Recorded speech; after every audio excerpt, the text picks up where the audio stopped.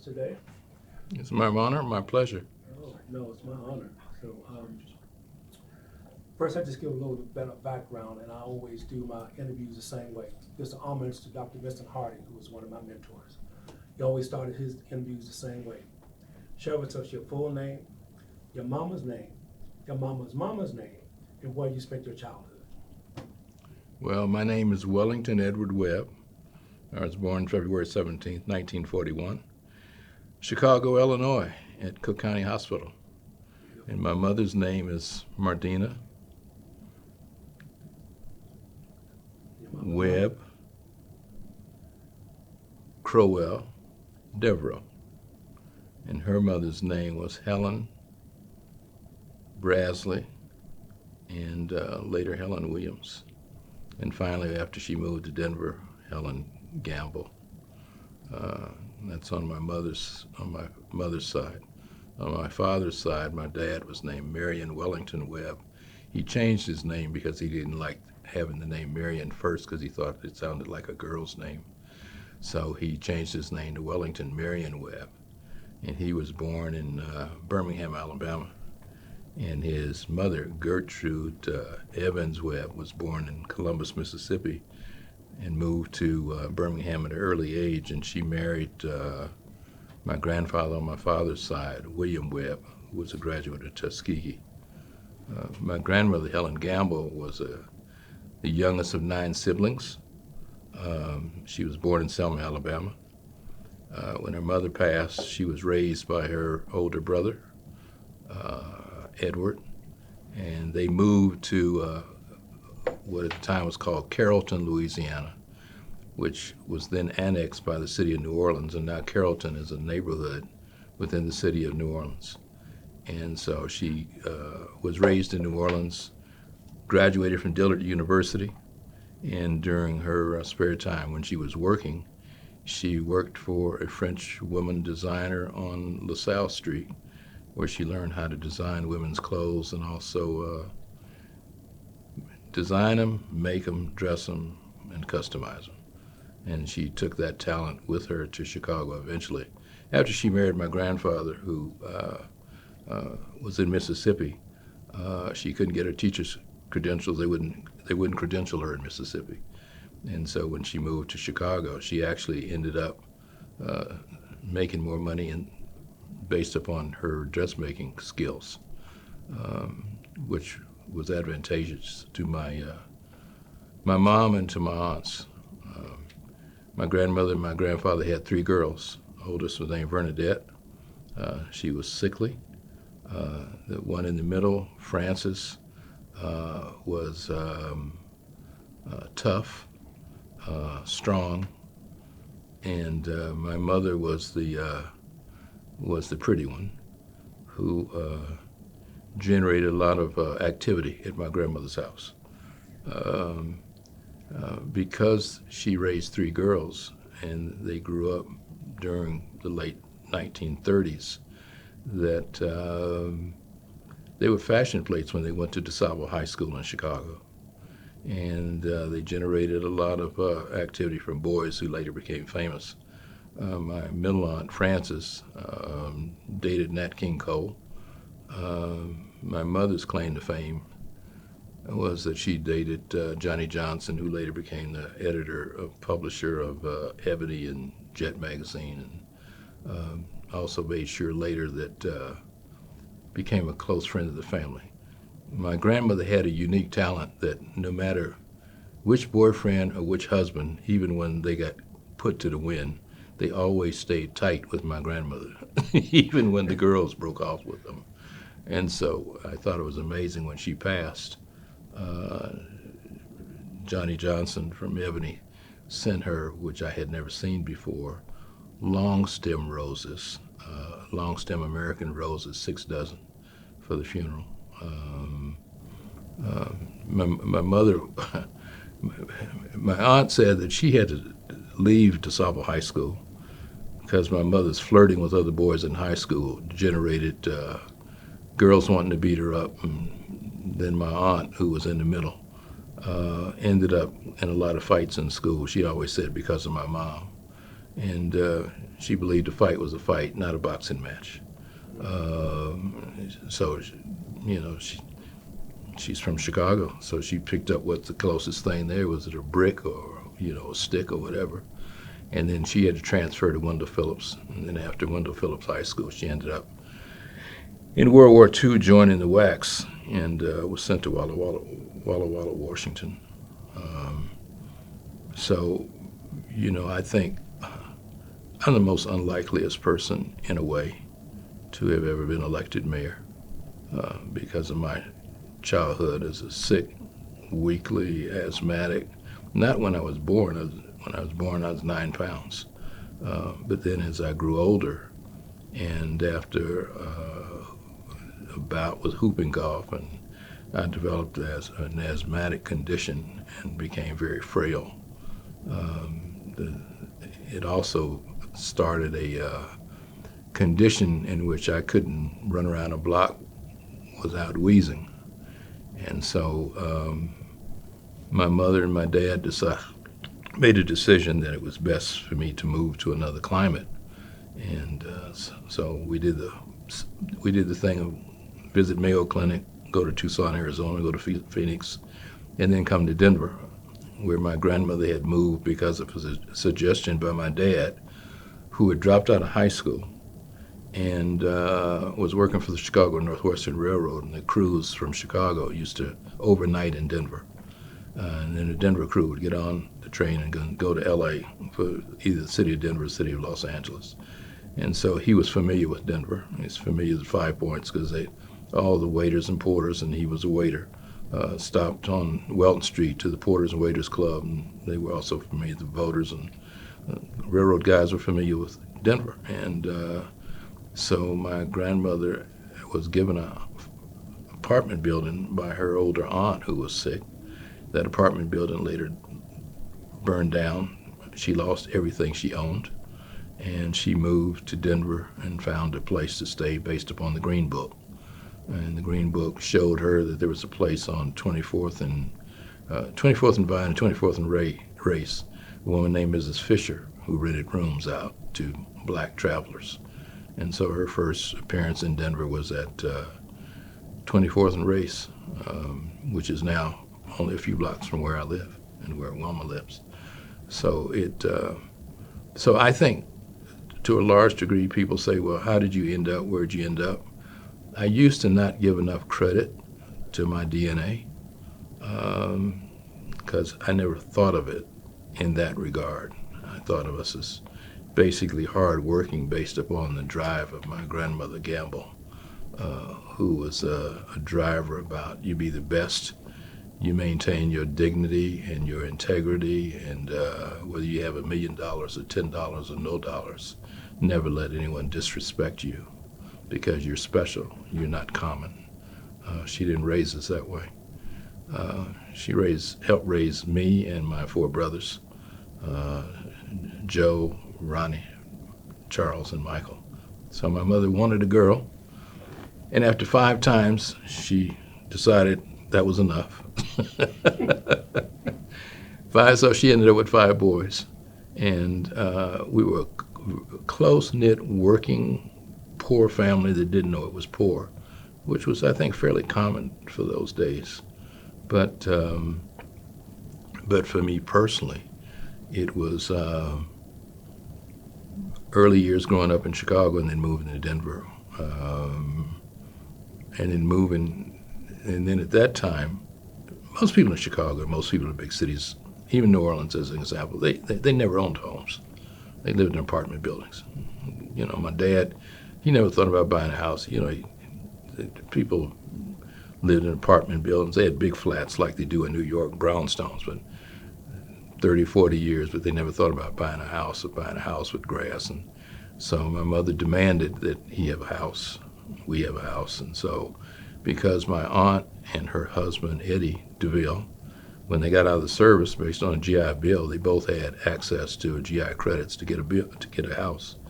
And so there were tract homes being built in Gary, Indiana, which is where we then moved.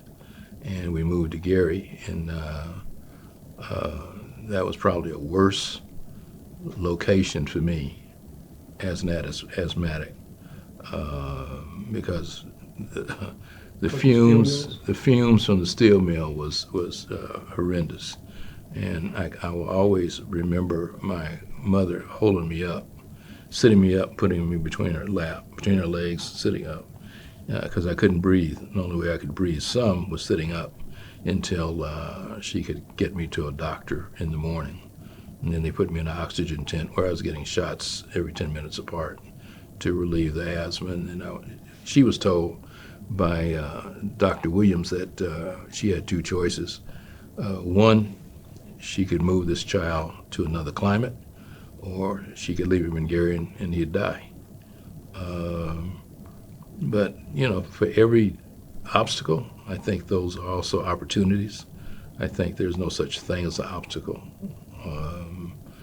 I think that for people that take creative risk, not just risk for the sake of taking risk, but creative risk, calculated risk, those things can also be a blessing. So for me, I had the unusual thought pattern of we were one of the first on the block to have television. So, television went off with the big chief on the sign-off.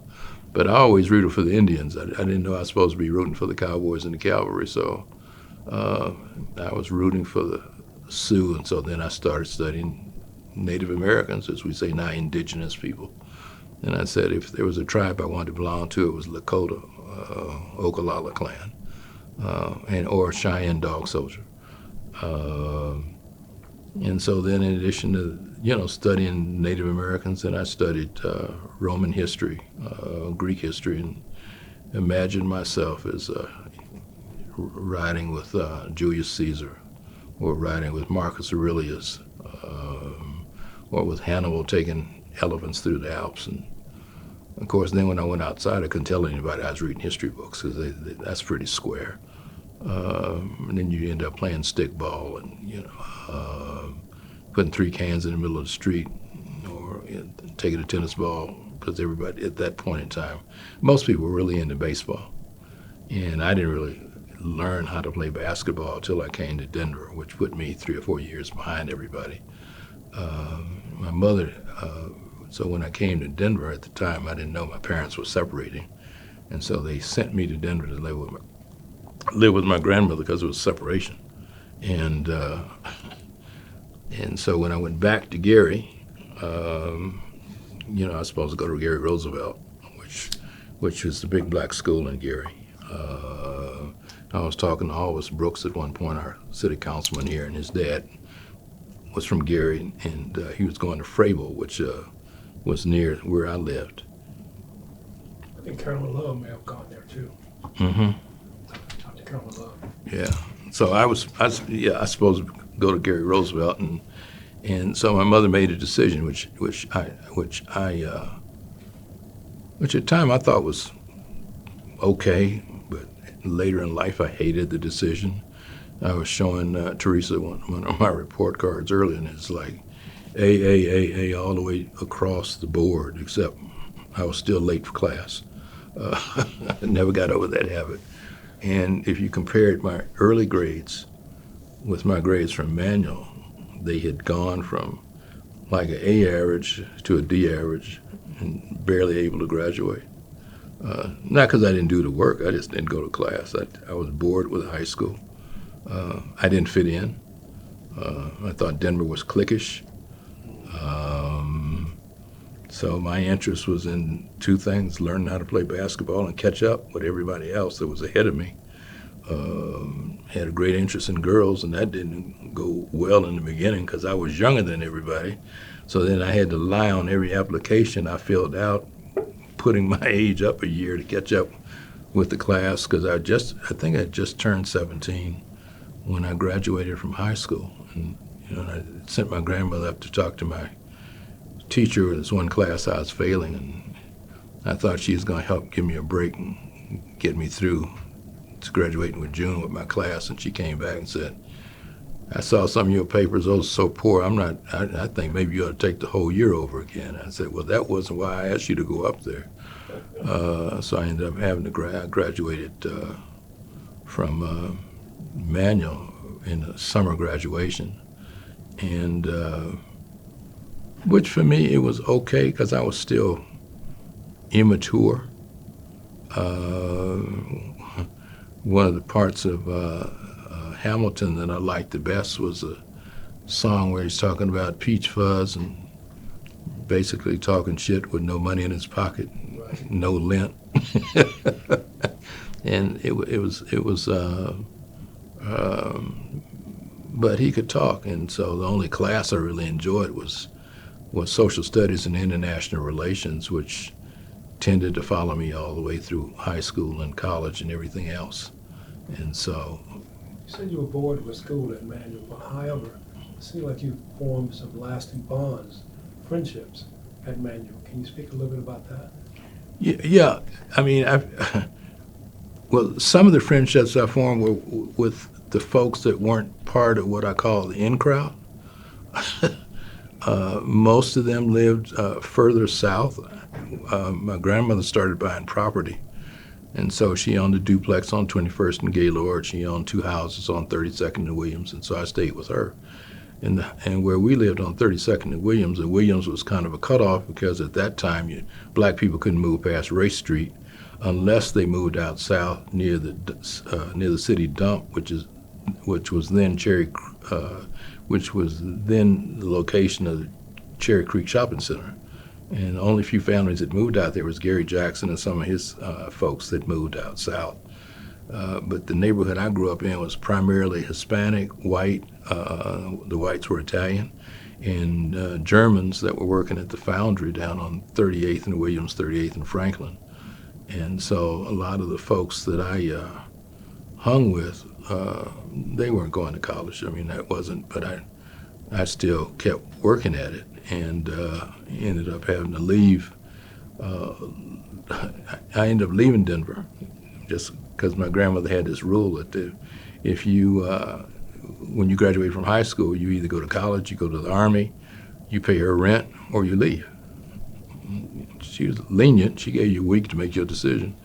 And I always would ask her, aren't you afraid of what happens if I leave?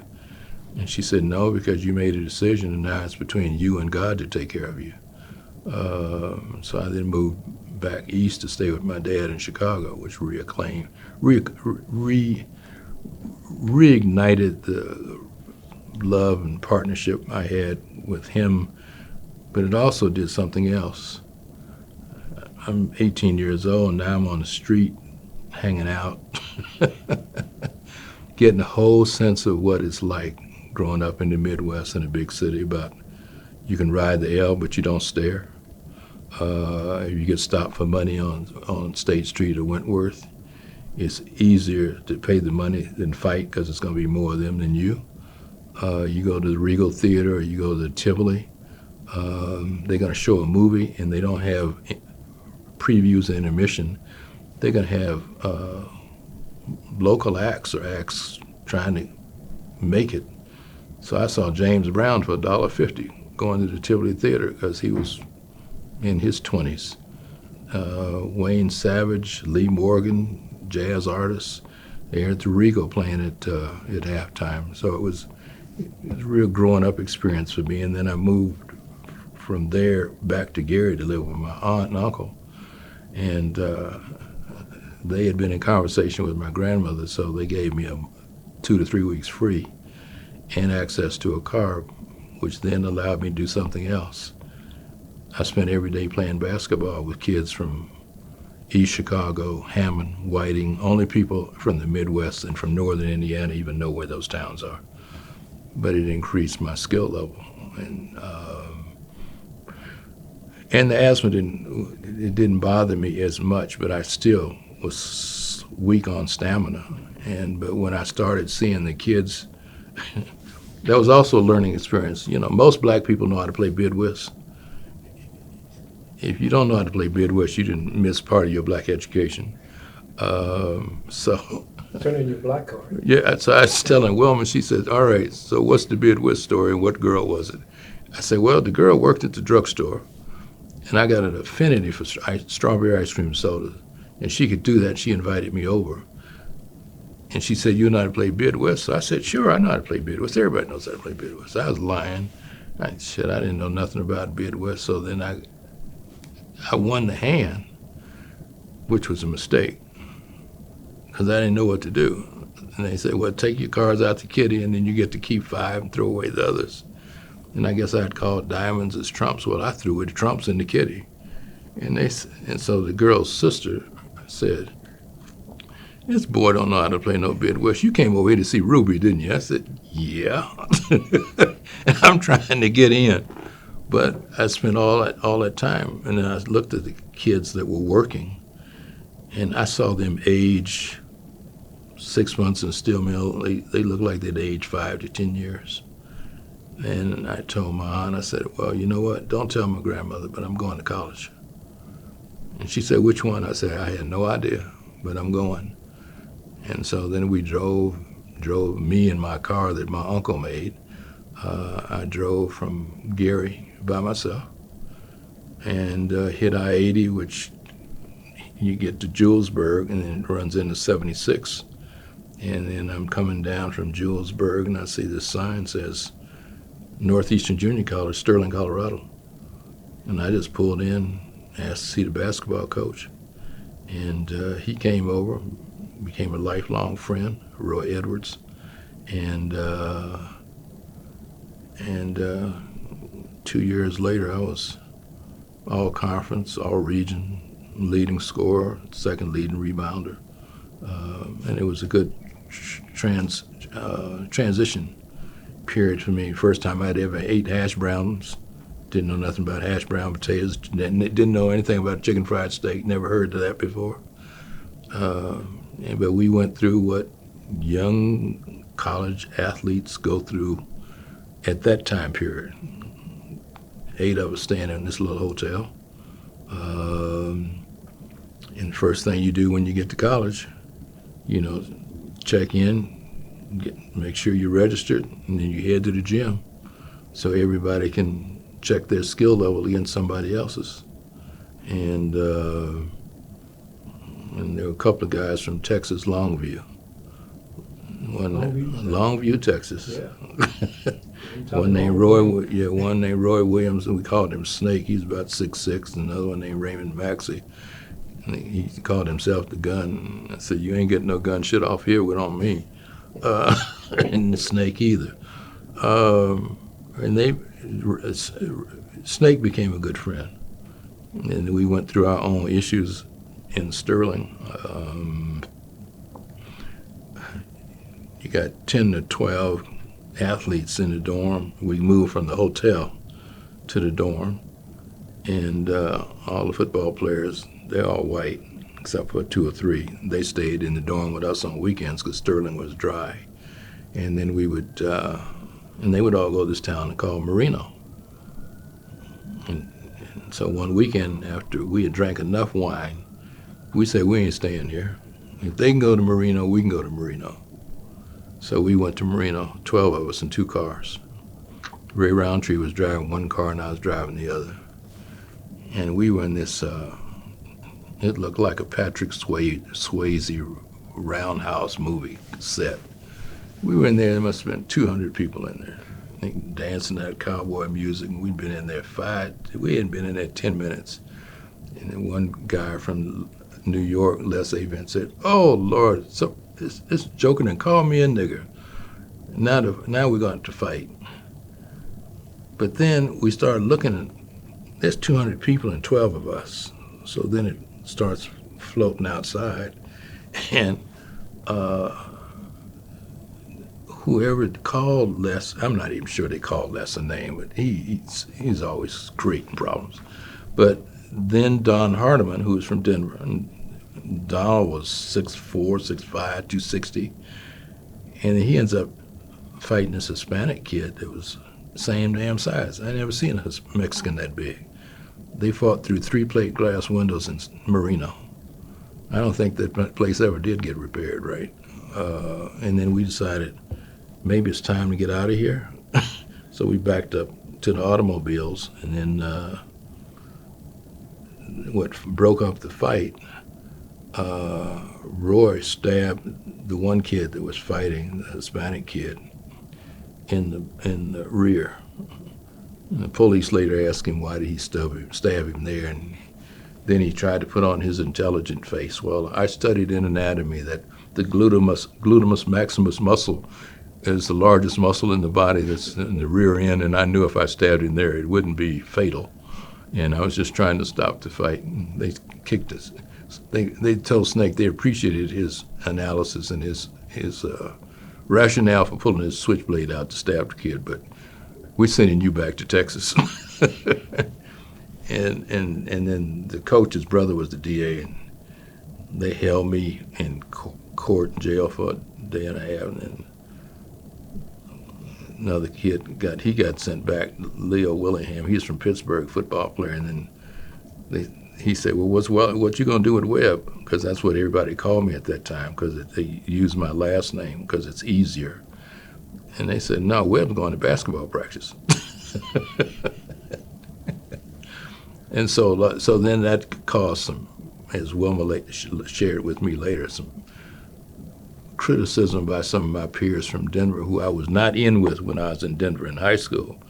But now the situation is kind of flipped, because now my picture's in the local Sterling paper and a couple of clips in the Denver Post every weekend, and they're just students. And the menu had changed a lot, but I owe Sterling a lot. Wilma and I gives in Northeastern Junior College $2,000 every year, which we've been doing for the last 5 years, to give to a male athlete and a female athlete for them to continue their education, because it saved me because it was a small school. It was also special in terms of the people I met from other parts of the country, Donnie. It was like, it was time, spring break, and most of these kids want to go home for spring break, and they don't have any money, or their parents are sending them money. So I figured out, well, my grandmother had helped purchase this Oldsmobile for me, a 98 Dynaflow Oldsmobile. I was about 4 years old. Because she said, if you go to college and you last semester, I'm going to buy you a car. So I'm the only one on campus just about with a brand new car. Not totally brand new, but close to new. So I figured out if I took 5 of them back home and charge each one of them $50 or something, and they buy my gas, I got cash. Plus they put me up. So the first one, Willie Rogers, we dropped off in Cleveland. He lived in Lorraine. And then Wendell Tyree, he was going to the Bronx. He lived in New York. Les Avent, he lived in White Plains. And then I went with the guy I was going to stay with, Hayes McKee, lived in Massillon, Ohio. And Massillon, Ohio was famous because that was Paul Brown's first coaching deal. He was the high school coach there and later created the Cleveland Browns and then later the Cincinnati Bengals. But in Massillon, Ohio, every boy baby is born. When the baby's born, they tie a football around its neck. Every girl baby that's born, they tie an instrument around the girl's neck, because the girls are expected to be in the band and travel with the football team. And the coach is expected to go. They play 12 games a year. Anything less than 10 wins, the coach goes from a new car to a pickup truck. No debate. I mean, it's just when he gets the pickup truck, he knew he had a bad year, and 2 bad years, he's out. And then we went up to Michigan State, which I thought, and I was excited about that. And so Hayes had a contract offer to play at Michigan State because Massillon was such a big football school. And it's only 20, 30 miles from Canton, Ohio, which is Football Hall of Fame. And they were very competitive, Akron, Massillon, and Canton. And so I talked to the basketball coach up there, and they put us up at the Kellogg Center. And so first day we rest. That night they send the sorority girls over to take us out and take us around and introduce us to the campus. Next morning we meet with the coaches. he meets with football, I meet with basketball, and then after that, you head back and wait to hear. And on the way back, I told Hayes, I said, I'm not cut out for a school this big. I said, the school's way too big. And they got a bus system on campus to take kids to get to their classes. I said, hell, I'm barely getting to class in Sterling, let alone talking about Michigan State. Hell, I said, no, that ain't for me. I need a smaller school. And as it turned out, Hayes, who could barely read and write anyway, ended up, as most of those kids did that didn't play sports the following 2 years, working in the local factory where they went. Gene Roberts went to Flint car factory. Larry Porterson, Grand Rapids, Hayes McKee, Maslon, all of them menial jobs, kind of. And then a few of us were fortunate enough to go to another school. And for me, I then made well, it wasn't error in judgment. It was youth showing at the time. There were 4 black girls in Sterling, 22 black guys.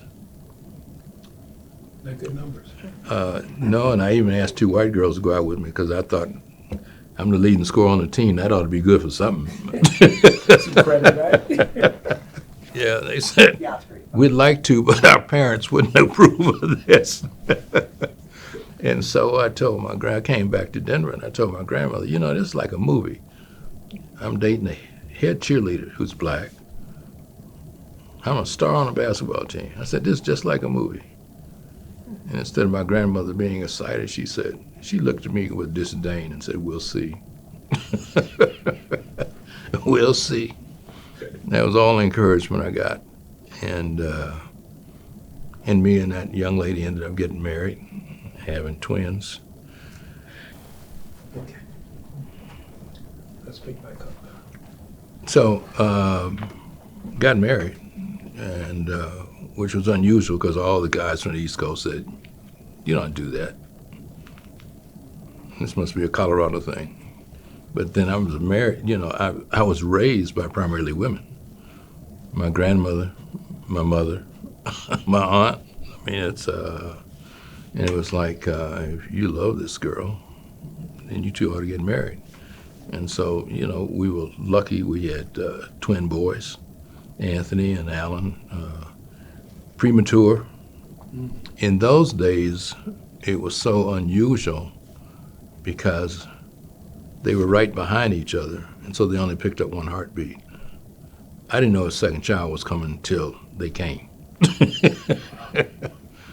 And I've always worked because I always have believed in being independent.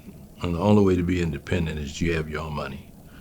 So I'm working, which is, it's amazing to me, some of these young kids now talking about they can't find a job. I said, hell, I was a janitor at the Hilton Hotel, which is now whatever the hotel there is on 16th Street.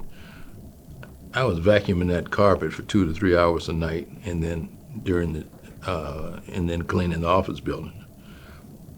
That was my night job. My day job, I was working as an orderly at University Hospital. So I had 2 jobs, and so when the kids were being born, I went to the hospital, and Lee's mother said, well, her daddy's a twin. We might want to go check. And I said, shit, God would not do that to me. I can't afford 1 child, let alone 2. And I've lost my scholarship to go to the University of Arizona because they found out I got married. Really? Back in the day, the rules were different, before NIL. Right. Way before. Way before. And so so my grandmother, put us up in one of the houses she had.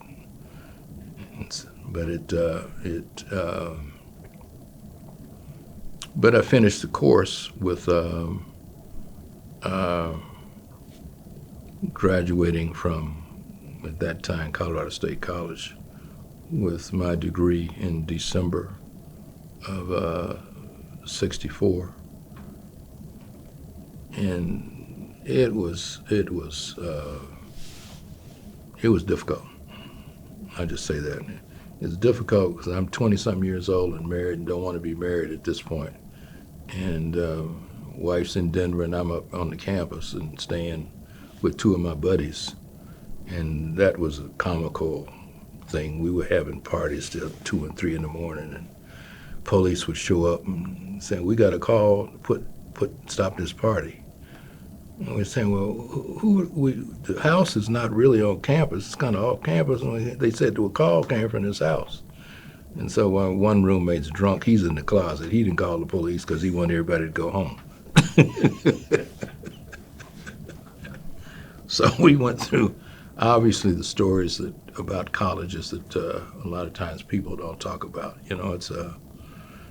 But I graduated, and my grandmother was happy, and her plan was, she was always disappointed that her girls never finished.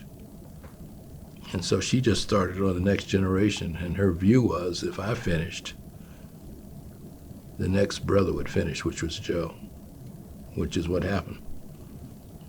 Joe went up to CU and he finished. And then Ronnie went to Fort Hays on a basketball scholarship. He's taller than me, he finished. And then Michael went up to CU. He wanted to be a doctor, and he just decided that that was too long a system, 9 years. We stopped there, you were talking about your grandmother's plan for each and every one of you to graduate. And just take it up from there. Well, my grandmother was, she represented all of what Southern aristocracy was, even though she was poor. No, I won't say that. That's not fair.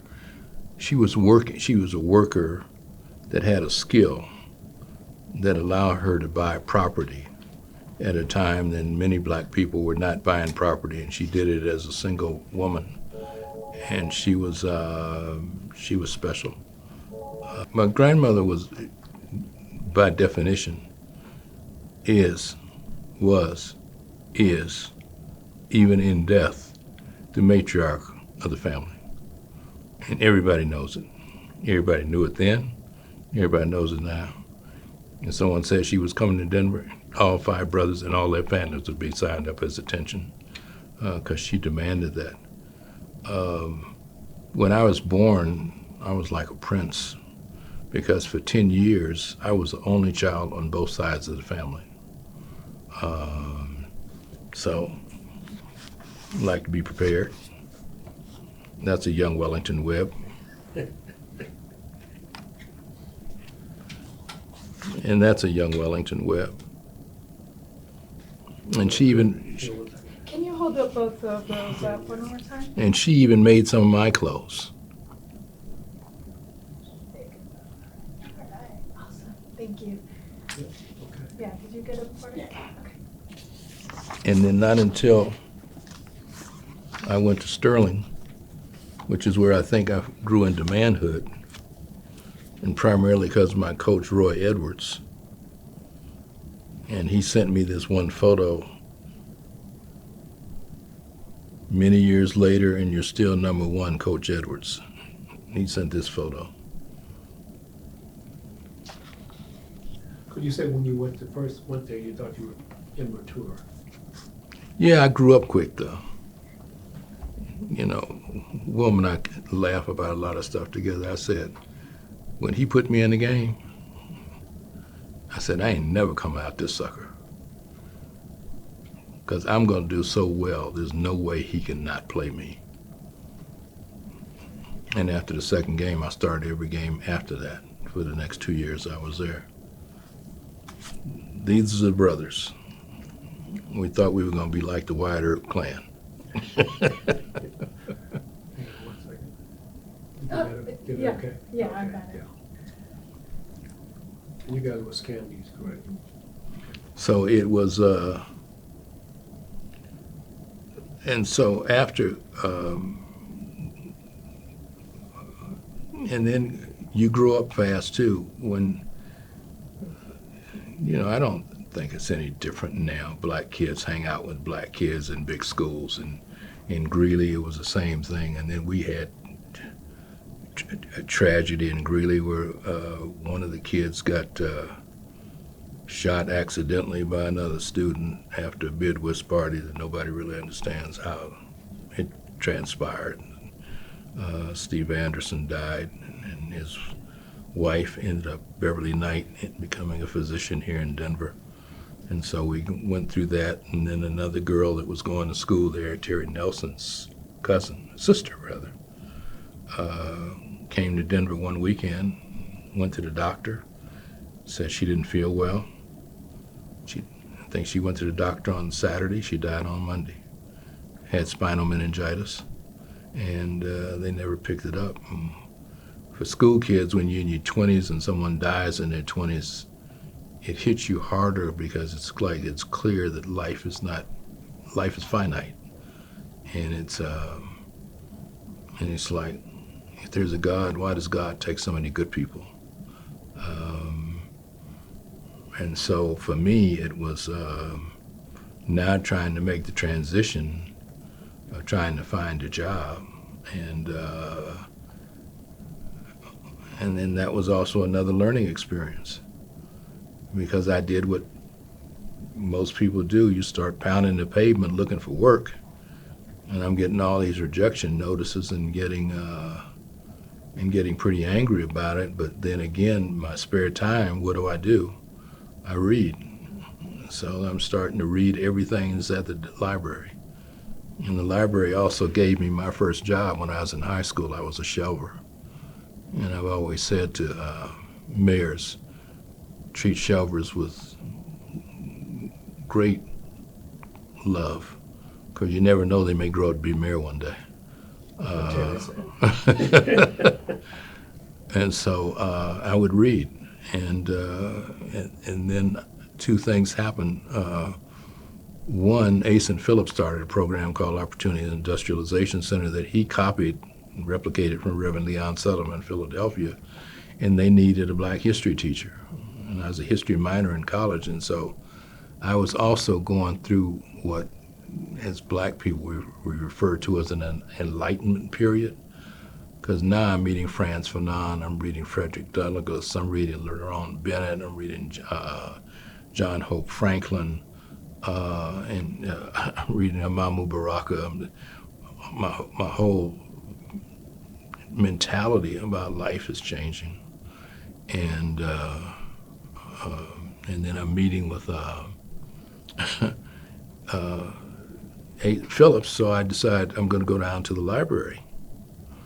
And I'm going to try to find black history books, and found out there were none. I think there were 2 in total. All the books on black people were in sociology or psychology. And I said, there's something wrong with this picture as well. Lee and I were really estranged. Not close, but we had another kid, and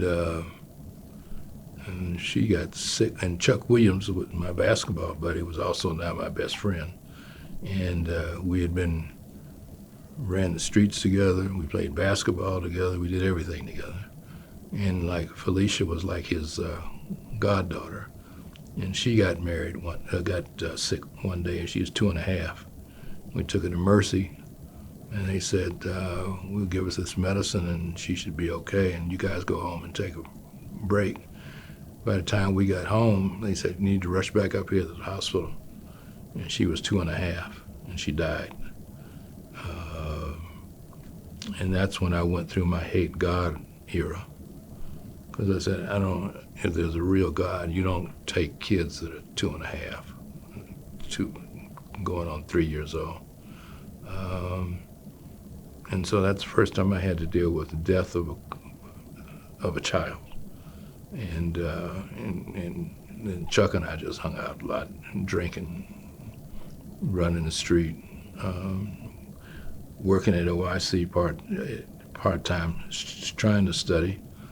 And then my grandmother was interesting in that no matter what I was doing, she didn't find something else for me to do that would be helpful.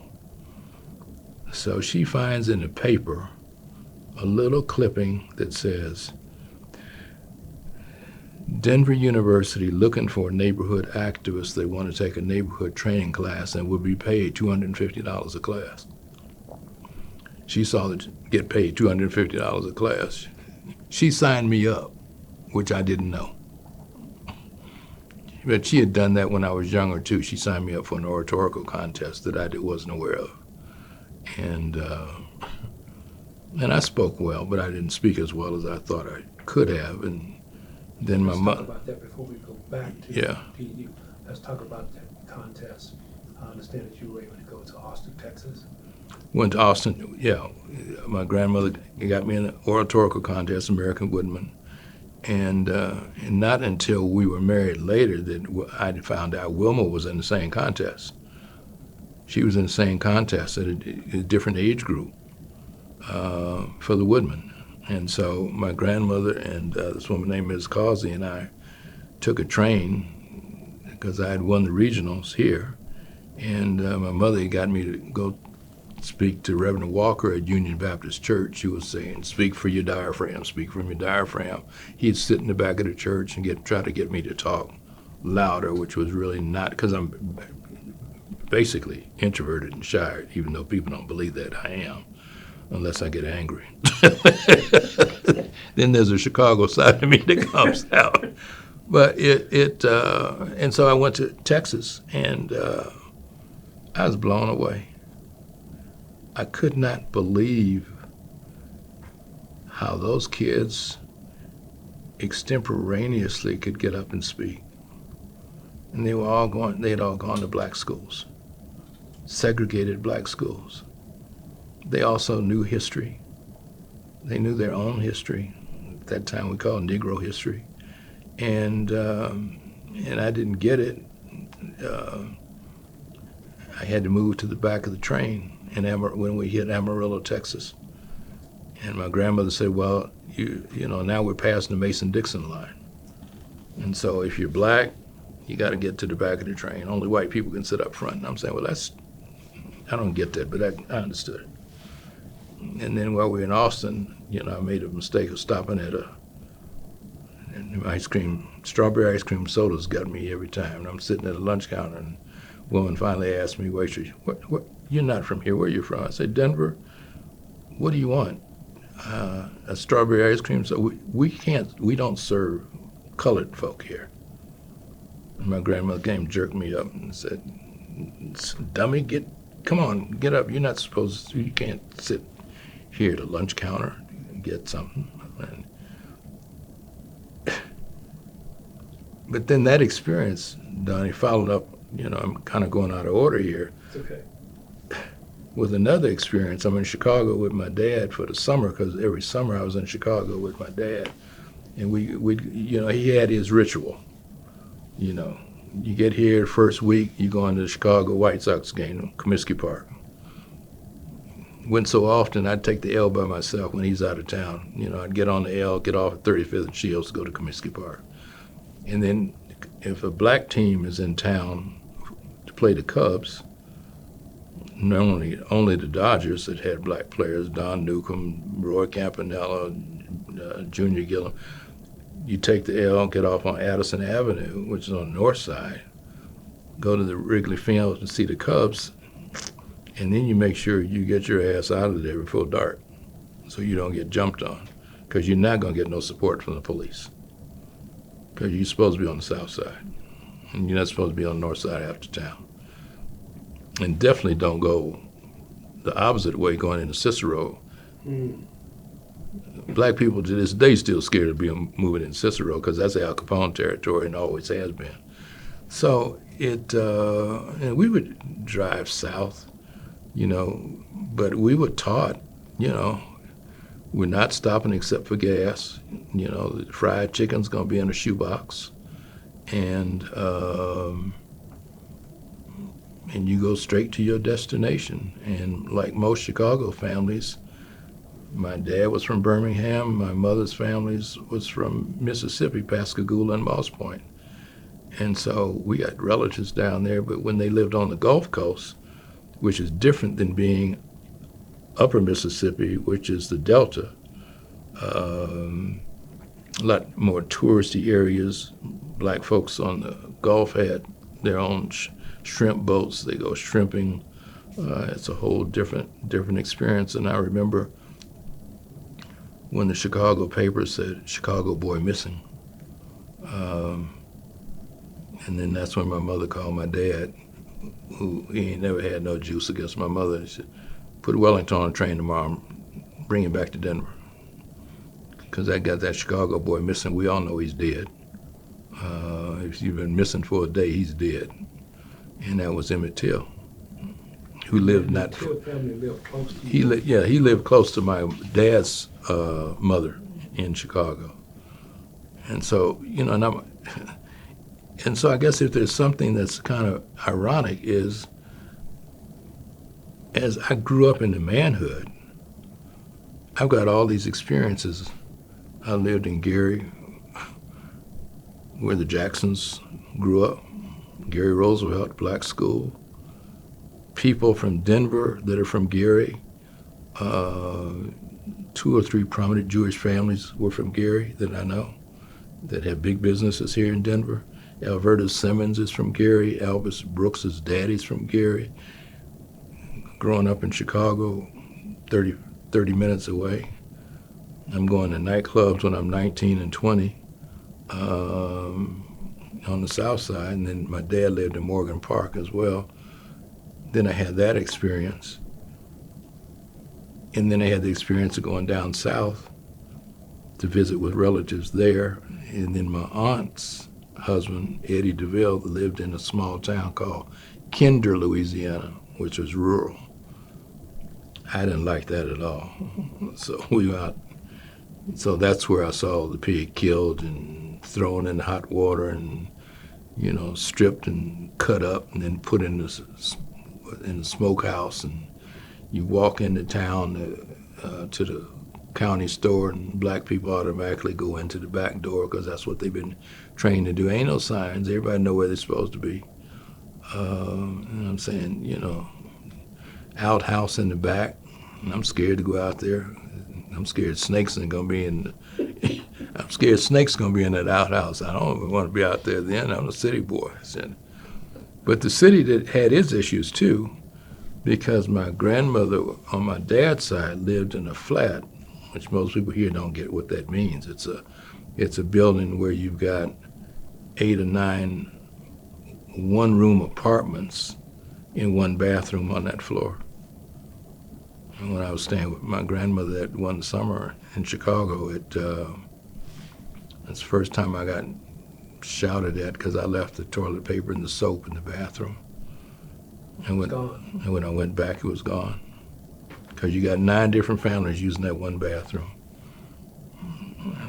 And I hated it there. I hated it.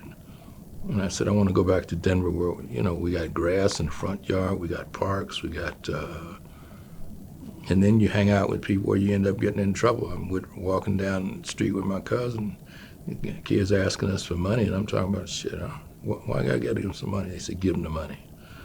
And then after they left, they said they ain't gonna take it all, they're just gonna take enough to get to the movie theater. I said, why don't we hit them or run? And they said, run where? I said, run to the L. And the L is elevated. And he said, suppose we hit them, run and get up there and there ain't no train coming. I said, yeah, okay. So I'm getting acclimated to what it's like living back there. And there's anybody from the Midwest know gangs have been there forever. It depends on where the territory is, whether it's disciples or what. Because we were all South Side folks, and everybody on the South Side in Chicago, they all wear White Sox hats. You never saw Obama wearing a Cub hat. Everybody from the South Side of Chicago only wore White Sox hats, Comiskey Park, designated geographic turf.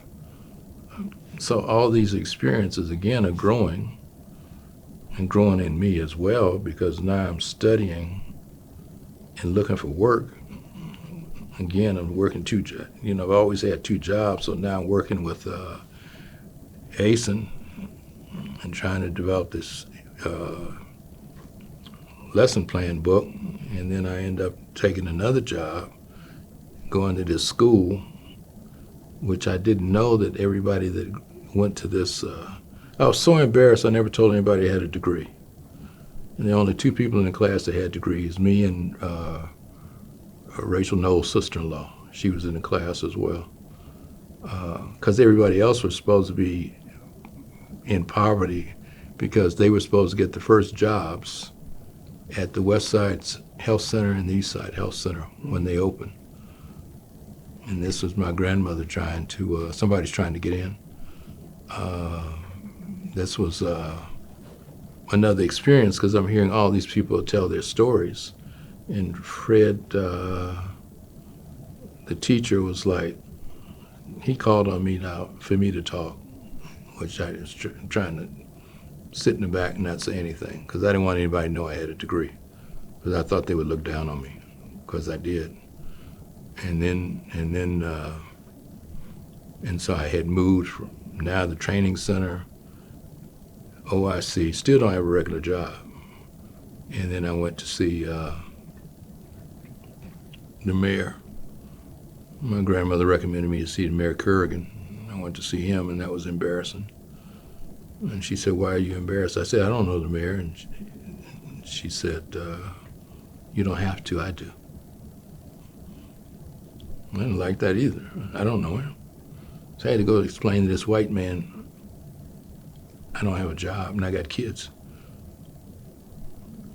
Then he takes an hour and a half explaining to me the separation of government. This is city government, this is state government, this is federal government, and this is school. They're all separate, as if I'm an idiot. Because what I was feeling is what she also told me about never be disrespectful, maintain your dignity. And then I look up, and I think I met him on Tuesday and had a contract to teach at Smiley Middle School on Friday. I told my grandmother, I guess there's something to this, something to this politics, huh? But I didn't go into it. I was just taken by it. And then the second most positive experience, I never took the job either. Really? I never took the job because I answered all the questions wrong. You know, I went in for my interview with DPS, and they said, "Well, how long you want to teach?" I'm 23, 24 years old. I said, "Well, I don't know, 10 years, 20 years. And the right answer, you're supposed to be this is supposed to be your life's profession. But at 20, hell, I'm trying to get to 30, right? And then the other question, they said, "Well, what do you want to do that's special?" "I want to coach Manuel's basketball team. I'm willing to sit at home with a little cheap house, cheap salaries you paying, $4,800 a year, $5,000 a year with the white picket fence." And then they said, "Well, you got to be 55 years old to get to be a coach." And then I said, "Well, that's stupid. Why would you not want someone to coach when in their 20s when the kids are 17 and 18? They said, "Because you got to start at elementary school, then middle school, and then high school." And I said, "Well, then you forget half of what you knew." So now it's a dialogue, and so then they just automatically said, "Not for hire." But when they got a call from the mayor, then they changed it, right? And so then I spoke to someone that said, "Go talk to Herrick Roth, a labor leader." And I went to see Herrick, and he asked me, "How many business cards you have?" I said, "That's a funny question. How many business cards?" "A lot." He said, "They have authority, they have no power." I looked at him real strange. He said, "I like you because you come up and you haven't been taught right. Somebody told you that if you go to school, get an education, that things are going to be okay for you." He said, "You're going to have to fight for everything you get in your life. Nothing's going to be given to you. And because you're black, it's doubly going to be nothing's going to be given to you. But because I like you, I'm going to show you how power works." And he picked up the phone, and he called Dr. Jim Galvin, who was the chairman of the board of directors for this program called Job Opportunity Center, placing people onto jobs that were disadvantaged. And he said, "I got a young man in my office. I want him to start work on Monday." Start him at the mid-level, and call me 2 months later and let me know how he's doing. And then he wrote out where the job was located. And he said, young man, that's power.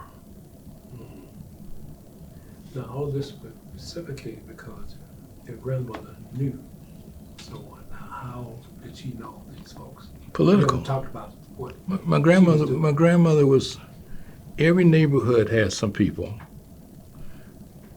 that if you want to stop the liquor store coming in, you call Miss So-and-so. She gonna get everybody riled up, and they going down to city council meeting and say, and the normal refrain is, if you want the damn store so much and it's so good for the neighborhood, put it in your neighborhood. Don't put it in mine. Where you need someone to get the stop sign? She helped get me my first job that I didn't want, working in the grocery store. She went and told the guy, he said, you got all these black people coming in here and you don't have one black employee? My grandson needs a job. When can he start? I had a job 2 weeks later. But because she was political, 168 people in her precinct, she knew every one of them. And she not only knew the person, she knew the spouse and the kids. And when they were in trouble, they came to see Miss Gamble. And I said to myself, she's really something. And then she tried me out as committee man and fired me. I didn't know she couldn't fire me because I'd been elected. She fired me anyway because I didn't know everybody in the precinct. Then she said, I'll try your brother now. I'll hire him. Then she fired Joe. He didn't know everybody in the precinct. So then she went and got Miss Benavides. Miss Benavides knew everybody in the precinct. And they ran it. You come through them or you don't come at all. And when the mayor needs something in that area, he's gonna call them. And so then I went to work for this Job Opportunity Center and met all these community activists and found out we were paying people for the Neighborhood Youth Corps by how many children they had. So if you had 10 babies, you got so much per child.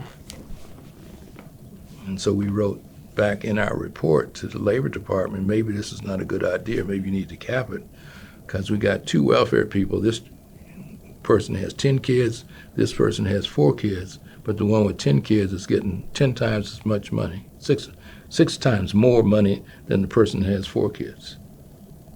He says, federal government price is stupid. And so I worked there, and then I got lucky playing ball one afternoon. Somebody said, you know, they're going to be hiring out at Fort Logan. The guy says, why don't you go out there and apply? And they said, well, you probably don't want to apply because you got a job working for DPS. I said, I ain't going to work there. And they said, why? I said, because they really didn't want me. If it hadn't been the mayor calling over there, my grandmother calling the mayor, that's the only reason I got an interview. But if you got to go through that much, I'm not sure they don't give a damn about me. I don't know how much they care about the kids. And so then I went to work at Fort Logan, and I went to work at Fort Logan working with emotionally disturbed kids, and then I started taking other classes. And while I was working at Fort Logan, which that was another learning experience. During the interview, a woman's interviewing me, and this kid about 13 comes over and takes a swing at the teacher. So I got up during the interview and grabbed the kid. And then I got chastised by the teacher and the nurse. And I said, why are you guys angry with me? Because you just did what he wanted you to do, because he wanted to have male affection, and you played into that. I said, well, I thought he was about to knock you on your ass because he's bigger than you, both of you. And they said, well, no, we could handle that. And I said, well, you know, I missed it. I'm sorry. I thought I was trying to help somebody. But then they hired me anyway, and I helped them build a park at Fort Logan Mental Health Center right behind the children's unit, and I started seeing these kids come to class. I had one, Joyce, she comes in with the baby. Obviously no baby's there.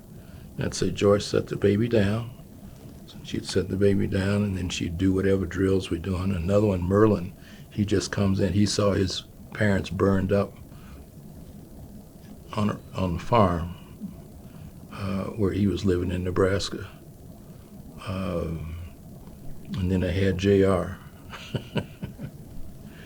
J.R. could have been president of the United States if he could have channeled his energy. He had those kids on that unit so organized.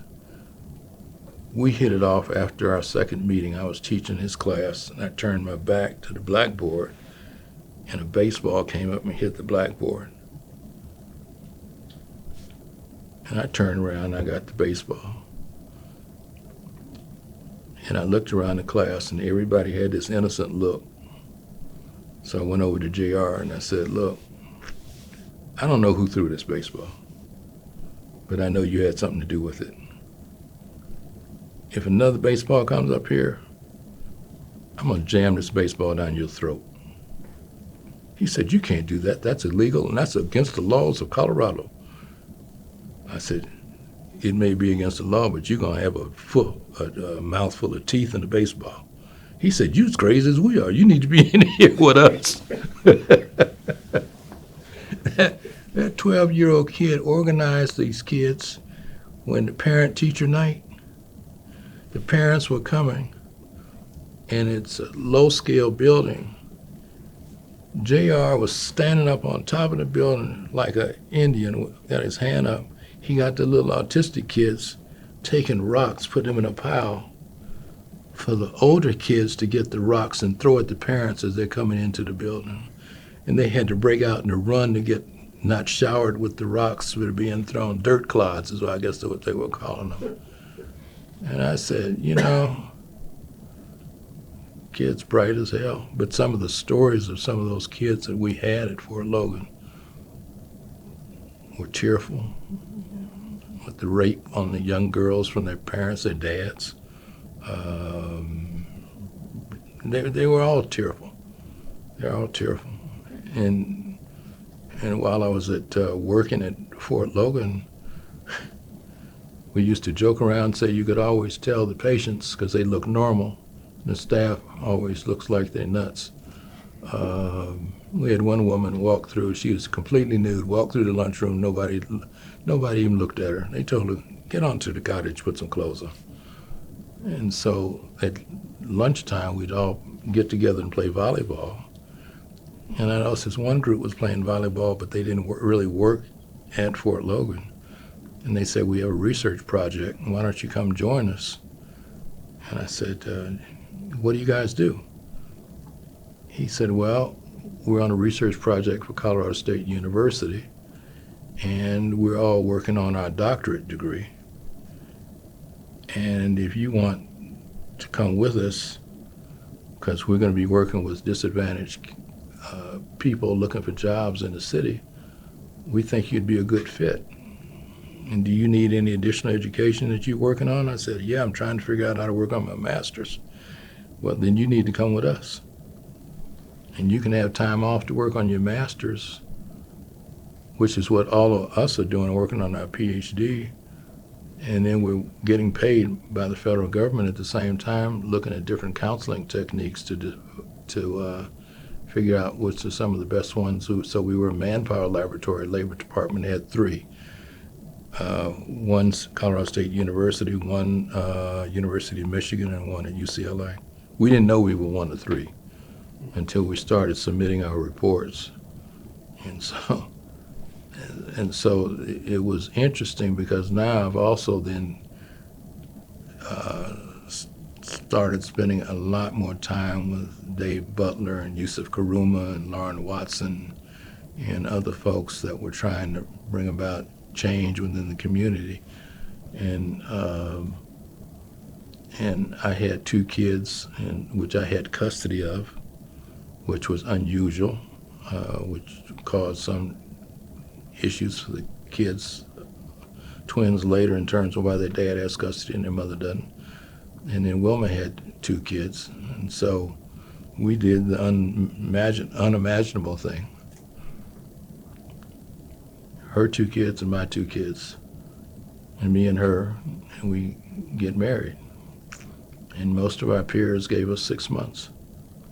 He said, you guys won't last a year, because there's nowhere in the world you can take 2 black families, one that's a jock, that's always got his boys with him wherever he is, other one more school teacher type. Her kid's very smart, and my kid's very physical. They're all different. And give you guys 6 months. And so we said, well, let's give it a shot. Did you ever go to Charlie Hurt's club over there on Stout? Of course, yeah.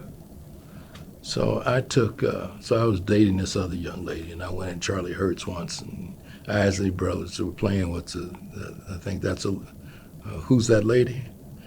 And Charlie said, uh-oh, new sheriff in town.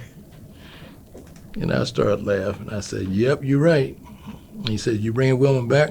I said, not in this den of iniquity. Too many wolves in here. She got one time to walk through, so all of you can see her with me. I'm taking her off the market, because we complement each other's weaknesses, and we both love our kids. And so we said, we're going to try this thing. And we said, well, the first thing we got to do is we got to buy a house that's going to be big enough for for 4 kids and 2 or 6 of us. And then we started teasing each other. WW, Wilma, Webb, Wellington Webb, WW Square. And then we found a house on 23rd and Gaylord. It said it needed to be fixed up, and that's the house we bought. And that was 1971. And we got married. I turned in my apartment in, boy, that was hard to do too. I was the first one out there. Turned in my apartment in Mount Bello. And because she said, you got to give up your apartment. And I said, well, you go stay with your folks, and I'll give up my apartment a little later. And so she was like, no, you need to give the apartment up. You can see there's trouble coming. She said, yeah, you just trying to delay the inevitable. And I said, okay, I finally will. And I told her, I said, now, you know what's funny? I hated you before I even knew you. And she said, why? I said, I hated your name. In high school, all I wanted somebody was to know my name playing basketball. And the yearbook came out, and it had a girl's name under my picture, Wilma Webb. Now, of course, she thought that was cute. You know, it's like, well, this was ordained. This was done in heaven. No, I said that was done because somebody was stupid in the print office. That's why it happened. And, of course, she had a different viewpoint. And so we got married in 71. We bought a house in 71. And I said, I think I might want to run for office in 72. And I had started, and I had another job. So now I'm teaching at CU at night. That was my nighttime job. Working in Fort Logan during the day, driving to Greeley to go to class, then coming back to teach class here. And I was putting a lot of miles on that Volkswagen. And so I was teaching Black history. And Wilma got on me about my grammar. So she started writing. She said, you need a syllabus. So she started writing the syllabus I used to teach the class. And so then I submitted it to the faculty. And I don't know if you remember then the Roosevelt Hill case. Roosevelt Hill had just gotten hired to be the Black Studies Director at the University of Colorado. And he took a bunch of students from CU to Canyon City to meet with black inmates about what they could do when they got out of when they got out of prison. He stopped in Colorado Springs at a mobile oil station for gas. Airman was 22 years old, just got back from Vietnam. He saw the CU credit card and he did not want to accept it. Roosevelt became irate and said, well, you can either accept this or I'm leaving. And he said, you can't leave without paying for the gas. He said, I gave you a credit card.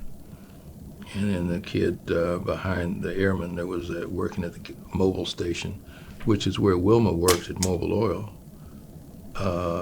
pulled out a gun and shot Roosevelt 4 times in the gas station with the kids all in the car, which became a traumatic for them because then they came in and were trying to separate and take the gun from the airman that had just killed Roosevelt, and he's dying on the floor of the gas station.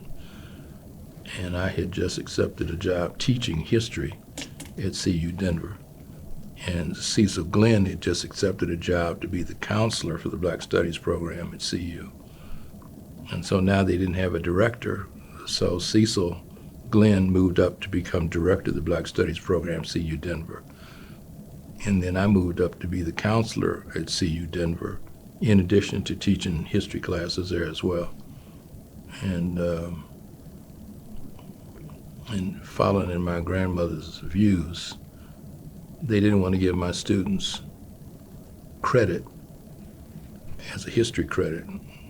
Like most of the Black Studies classes, they wanted to give credit as an elective, but not in your field of endeavor. And so then I sent a letter to the chairman of the department. I challenged the chairman of the history department to have a debate with me in the student union in front of the students, or any other teacher that you desire, for us to have a debate that the kids ask the questions of who knows about Black history the most. If I win, my students get credit in their major. If I lose, they get an elective. And no one took me up on the offer. But everybody took my class, got their credits for their major. Can we just talk a little bit about the aftermath of the killing? The killing of Roosevelt? Yeah.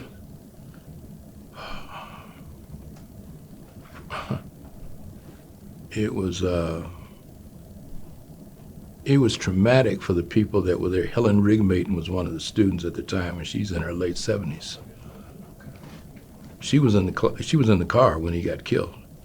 CU to this day has not acknowledged that a faculty member from CU was killed, and they tried to wipe it under the rug.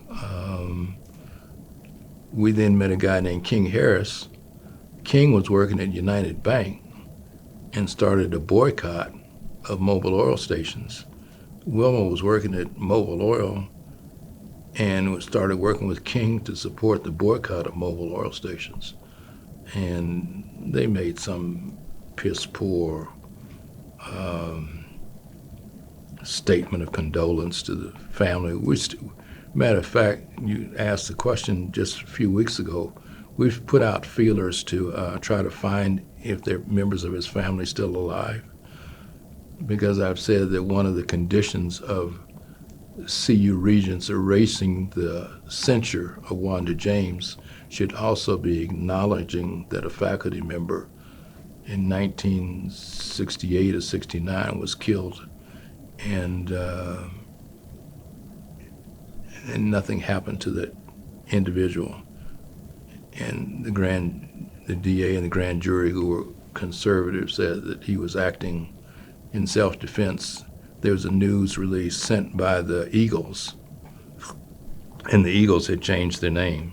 They could not use the Ku Klux Klan as their name because the guy that was working in the sheriff's department that they made the movie about that joined the Klan, they had to change their name from the Ku Klux Klan to the Eagles. Started sending letters to the newspapers that they were glad that the Colorado Springs grand jury didn't indict the person because these niggers was in the way and he should have been shot. So when I was putting together me and Will were trying to put together the first campaign. A lot of the people that helped me in my first campaign were all students from CU Denver. And before that, we had, Lauren and I had there used to be a program called RPDI, Resident Participation Denver Incorporated. And you had to run to be a delegate to be on the board. So Wilma said, "You gonna run?" I said, "Yeah, I'm running." "Well, the election's on Saturday, such and such." I said, "That's a problem. I got a game that night in Pueblo. So can you run the election piece during the day while I go to Pueblo to play and then I come back?" And she said, "Oh, this is the kind of life we're gonna have, huh?" So I went to Pueblo with my guys. We won the game. I came back and Wilma said, "Well, you won the election. You're now on the RPDI board." And Lauren Watson was who I went to high school with. Lauren was executive director for RPDI. And this was like out of a movie. Guy that was the director wanted to fire Lauren. And Lauren brought he brought a shotgun to work, put it on the desk, and said, "I'm ready to meet with you whenever you want to meet." The guy said, "I don't know what you're talking about." And then Lauren decided to run for city council against Elvin Caldwell. And I told my grandmother, I said, "I think I'll go with Lauren. You know, we went to school together." She said, "He ain't gonna win. All us seniors are with Elvin." And Lauren said, "We got a shot because we'll get all the people that's gonna vote after 4 o'clock." I said, "Okay." I asked my grandmother, "Do we have a shot?" She said, "Election will be over by noon." By noon, every person that lived in one of those senior high-rises down around Wellington, Thomas Bean Apartments, all them seniors was pouring out voting for Lauren, and they going back in the building. And Lauren and I were out there waiting for people to show up after work to vote. Ain't nobody showed up. And by then, our worlds had diverged that I was going now into electoral politics, and he was still in community action. But I still had intellectual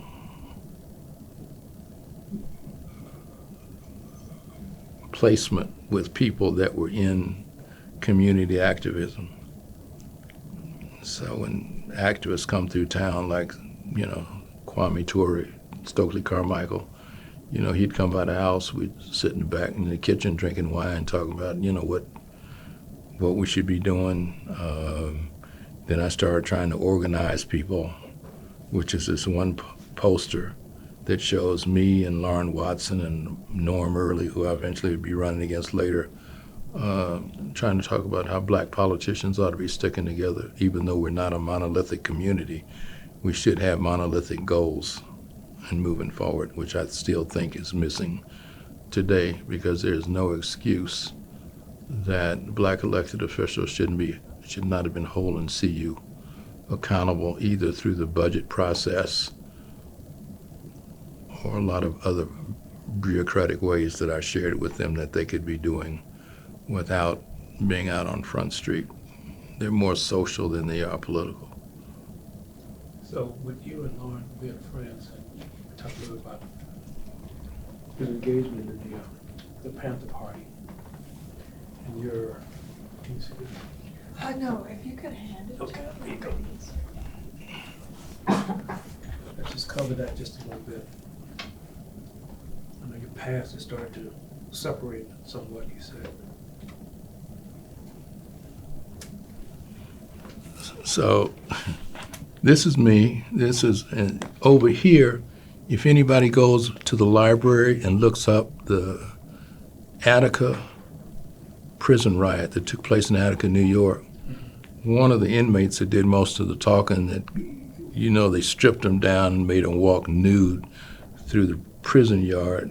It was big black, and that's him on the end, Jerry Stevens, who was the judge, Norm Early, here, myself.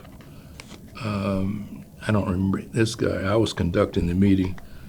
And Lauren was here along with one of the members of the Black Panther Party, because we, same way I work with Muslims here, both Orthodox as well as non-Orthodox, because I think we all need to work together on a common good. Panthers did some good things, and they did some things that weren't smart,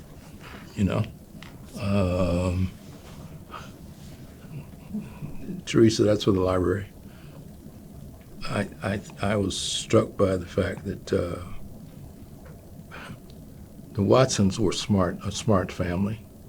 The oldest daughter, Sandra Watson Dillard, was the first black reporter at the Denver Post, and her husband, Al Dillard, I played basketball against at the 20th Street. Boy, that Negro could jump. God bless. He's about 6'6" and a half, and muscular, out of Washington, D.C. And him and another guy named Charlie T-Berry, who came from Arkansas. I think Charlie T-Berry had been to college twice. He enrolled in one school, played 3 years, changed his name, then enrolled in another HBCU school, played another 3 years. They were here in town, and Al ended up marrying Sandra.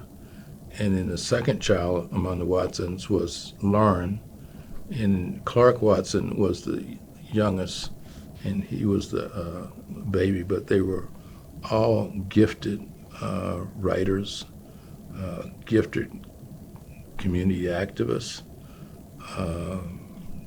gifted in the community. And I think they sensed me because I hung with them, but I also was independent of them, if that makes any sense. Mm-hmm. And I also had a strong passion, which I still do, for the continent of Africa. And when DU's professors were holding hearings on South Africa and opposing apartheid, I was leading marches with students from DU against apartheid in South Africa and freedom movements for Angola, Guinea-Bissau, and Mozambique. This one clipping is from a young 30-year-old Wellington Webb with the Natural speaking at DU with these professors that were talking about African policy. To me, that was a very special highlight in my life, and I never dreamed that my childhood hero, Nelson Mandela, I would eventually get to meet in my lifetime before he died. Share with us that meeting. Well, I was with Clinton on Air Force One, and we were flying to Bill Clinton, and we were flying to South Africa for his installation. Also, Bishop Tutu, and I was a Clinton guy, and so most of the trips, whether it was bringing Prime Minister Rawlings here from Ghana, whether it was going to South Africa for Bishop Tutu or President Mandela, or going to Abuja, Nigeria, I was with him on all those trips because of my passion. I joined the ANC, the party that Nelson Mandela was a member of. I sent them money because of my belief in South Africa being apartheid being abolished, and anyone that could spend 27, 28 years in prison and come out and still hold the moral authority that he held, and even welcoming the guards that held him in prison to say we need to build a country together, was just special. Everybody can't do that because so many times you get too much anger. You don't have the capacity to forgive, or the capacity to love, or the capacity to fight. And I've been fortunate in that everybody knows my number one political advisor is Wilma Webb. And that's one of our favorite pictures. This picture was taken in front of Georgia Branch's house on 28th and Race, who held many fundraisers for us at her home.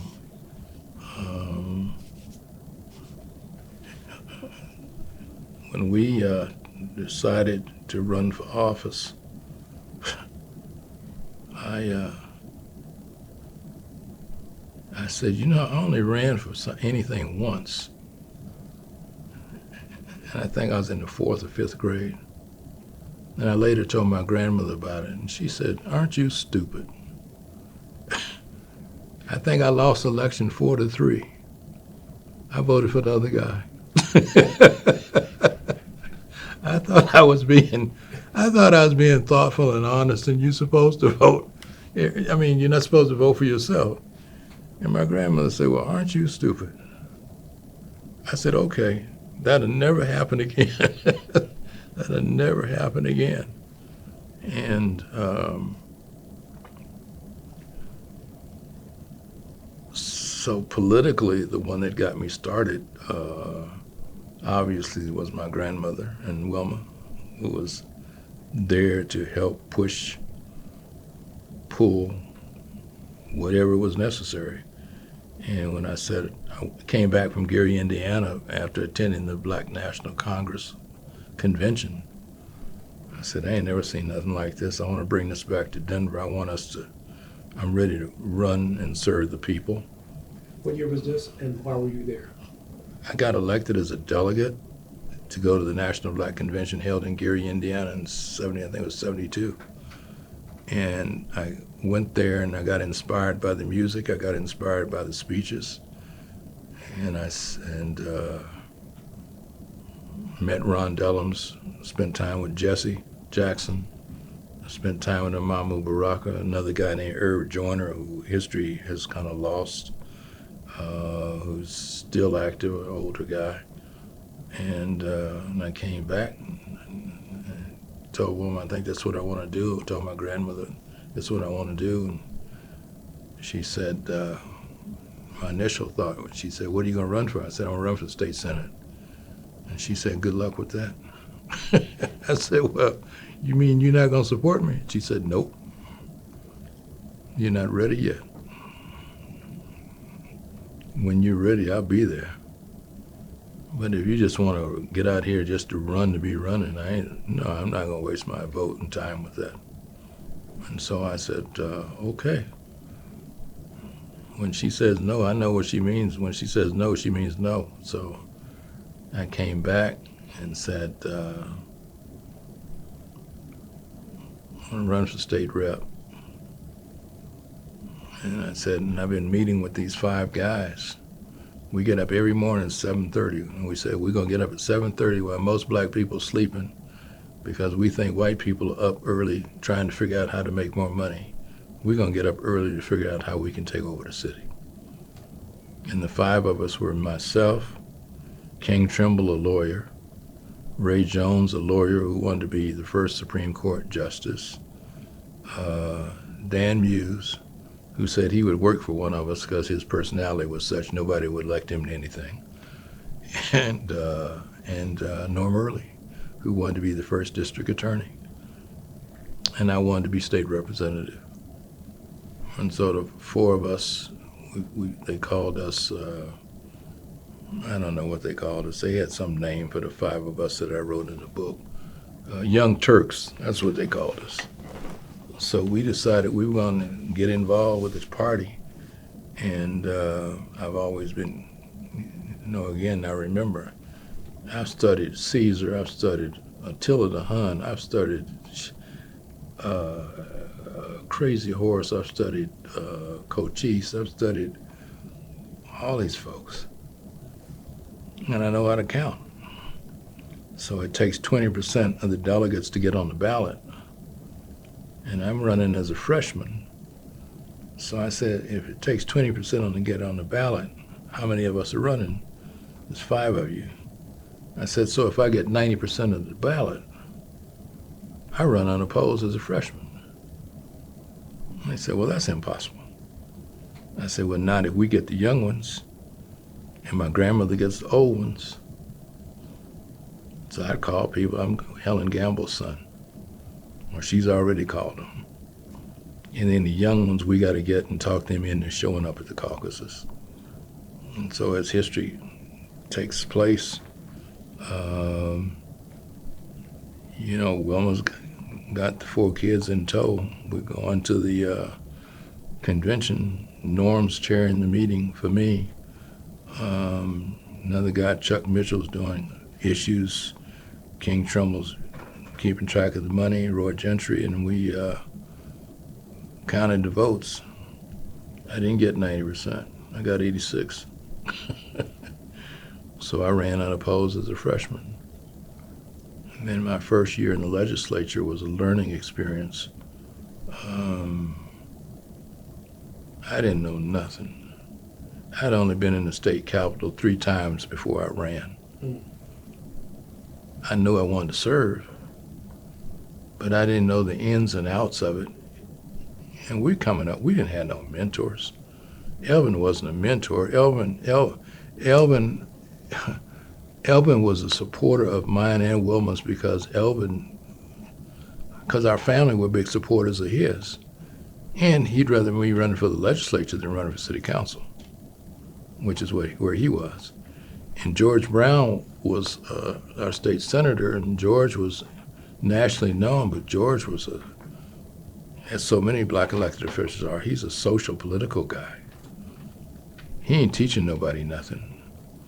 So everything I'm learning, me and Wilma learn on our own with the help of elders. And so I got elected, and the first thing I wanted to do is when they said sign up for committees, I signed up for water and health, welfare, and institutions, something else. And they said I couldn't have water because Dick Lamb was going to get water because Lamb's running for governor, which I didn't know at the time.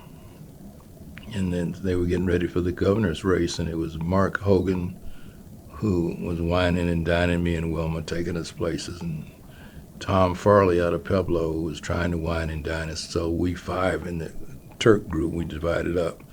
Ray Jones was from Pueblo, so we said, well, he'll go with Farley. King would go with Hogan. Norm would go with Hogan. And I would stay neutral and endorse who came out of the primary, and Dan would go with Lamb. And which is what we did. And when I went with Lamb,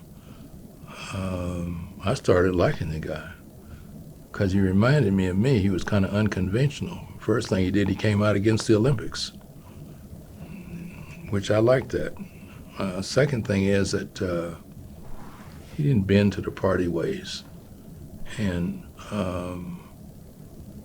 but I was so new and shy, I never made a speech for the first 2 months I was in the legislature that first year. And then the first speech I got up to make was on opposing the death penalty. The second speech I made was, then I started learning how drama works. And I said this one guy had been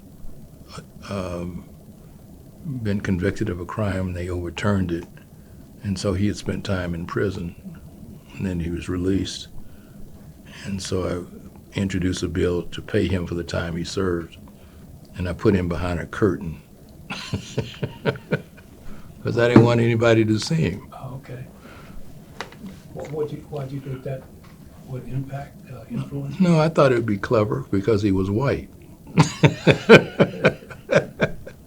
Because I figured everybody would assume the guy I'm trying to pay that spent time in prison was a black guy. And so when I brought him out after they passed the bill and they found out he was a little short white guy, everybody's like astonished. It's like, Webb supports white people. I said, I'm supporting the guy, he was wrongly convicted and Of course, the DAs all said, well, that was a fluke. But I just kind of ended up liking the drama of it. And then the last speech I made was, it was something about King, and I talked about the appendages of racism had reached into their chambers, and it was a hell of a speech. Nobody applauded, nobody clapped. They just sat there, and I went outside. One of my grandmother's friends was out there, James Chappelle, and he said, son, that was a great speech. Mr. Chappelle, you liked it? He said, yeah. It was a great speech for the neighborhood. The wrong speech for the Capitol. He said, you got to learn what speech you give fits which crowd. He said, I was embarrassed when you did that speech. He said, it was a great speech if you did it on a street corner, you did it at a church, you did it at a neighborhood meeting, but it wasn't a great speech for you doing that among your peers, that you got to turn around and ask for votes on bills. And I said, I learned something. And then there was a Democrat sitting in front of me, Walt Waldo from Olathe. I said, Walt, I've introduced 8 bills. How many you introduced? He said, 1. 1 too many. He said, in my part of the state, we're trying to get laws off the books. You in the urban areas are trying to put laws on the books. We think we don't need no more. And I said, Walt, let's make a deal. Anytime you see something you want to vote against, explain to me why, because I'm trying to learn the lessons of older people that have served that nobody ever taught me. Because I'm a willing student, and then once I learn it, I'm gonna go out and practice it. And then I found out how people would steal stuff. I think even the history books now talks about George Brown and the Fair Housing Act. Yeah. The Fair Housing Act was actually an idea that was started by a white legislator, and the second one was Ike Moore. And Ike mentioned it to George. He went to lunch. He came back from lunch and heard George had introduced the Fair Housing Bill on the radio. I said, Ike Moore relayed that story to me. Did I he? interviewed him many years ago. And I learned lesson 2. If you got an idea, you better float it publicly, because somebody will steal it. Someone will steal it. And he was hurt by that, because that was going to be his signature piece of legislation. And George took that and wrote it, and then he got on the Joint Budget Committee, and it was not nice to say, well, we can say these things now because people aren't around. His deal was he got $10,000 submitted to the NAACP every year from the Joint Budget Committee for him and Gene Howell to go to the Super Bowl. Because everybody got on the Joint Budget Committee got on there because they had certain goals they wanted, right? Like they were supposed to be there to protect the cattlemen, or protect the sheep herders, or protect somebody.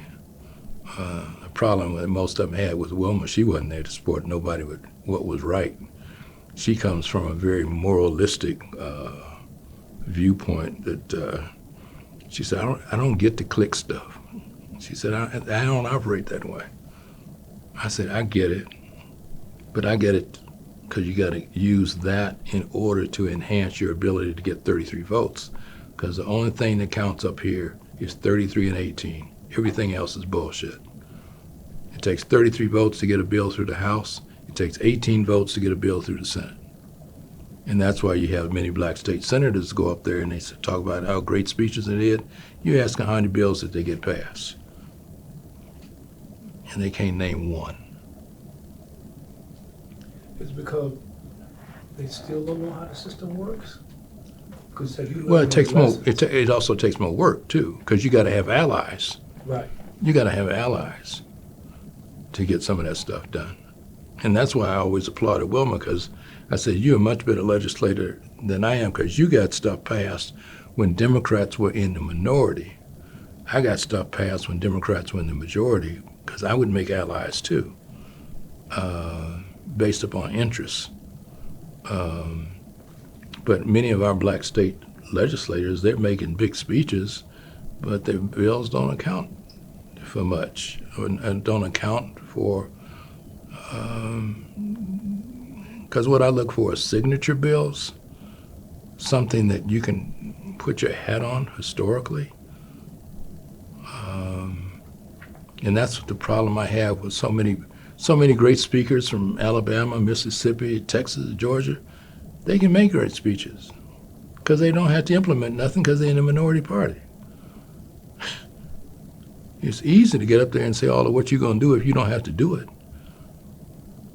I have never been in a position to make those kind of speeches because whatever I say, I'm going to do. And if I'm going to do it, then I got to have the right authority and power to make that happen. Because it takes the government also a time, and this is what I share with Mike Johnson. You can come up with 90 different ideas. It takes the government a while to digest the idea. You got to digest the idea. And just because you're up here and you say we're going to do this and that, that doesn't mean that the people down here are going to do what you say they're going to do. It's like being the captain of a battleship. You can send it down, but it takes a while for the battleship to turn. And you can criticize somebody all day and calling them racist. That don't mean you're going to get their vote. Matter of fact, I've gotten some votes from some racists on certain other issues. I can't get them on supporting a black civil rights issue, but I get them voting on the disabled and on doing something for the disabled. You got to pick and choose your poison. Right. And for me, so that first year, I didn't do much in the legislature at all. But then that second year, I learned the system. I felt just like I had learned basketball. Now I can go left, right, shoot a jumper, or drive to the basket. I'm going to do the same thing here in the legislature. And when I got reelected in '74, that's when I passed bills to prohibit discrimination based upon physical disabilities, prohibit discrimination, making insurance companies provide alcoholism treatment for alcoholics in their group health insurance policies, introduced bills that didn't pass, like prohibit discrimination based upon sexual orientation. Me and Jack McCrosty introduced that. And the first 2 phone calls I got were not thank you, was like, boy, you done lost your mind. You need to come to the church. We need a meeting with you because you was up there doing something. Ain't nobody told you go up there fighting for them people. I went up there and said, you didn't introduce a punk bill. And then the Denver Post said, Webb introduces homosexual bill. I'm sitting there looking 12 ministers. I said, well, I'm kind of old-fashioned. I was just taught God made everybody. And if God made everybody, then that tells me what I did was the right thing. I don't know why you're not on my side. No, it makes us look bad. I said, well, I guess I'll ride this one by myself. And you've heard people talk about me. You heard people talk about, well, we think we either all that or we march to our own drummer. Half the time, that's true. Well, sometimes you have to, right? You got to march to your own drummer if you want to do something. If you want to do something that's going to be significant, I look at history. Castro had less than 20 people when he left Miami going to Cuba.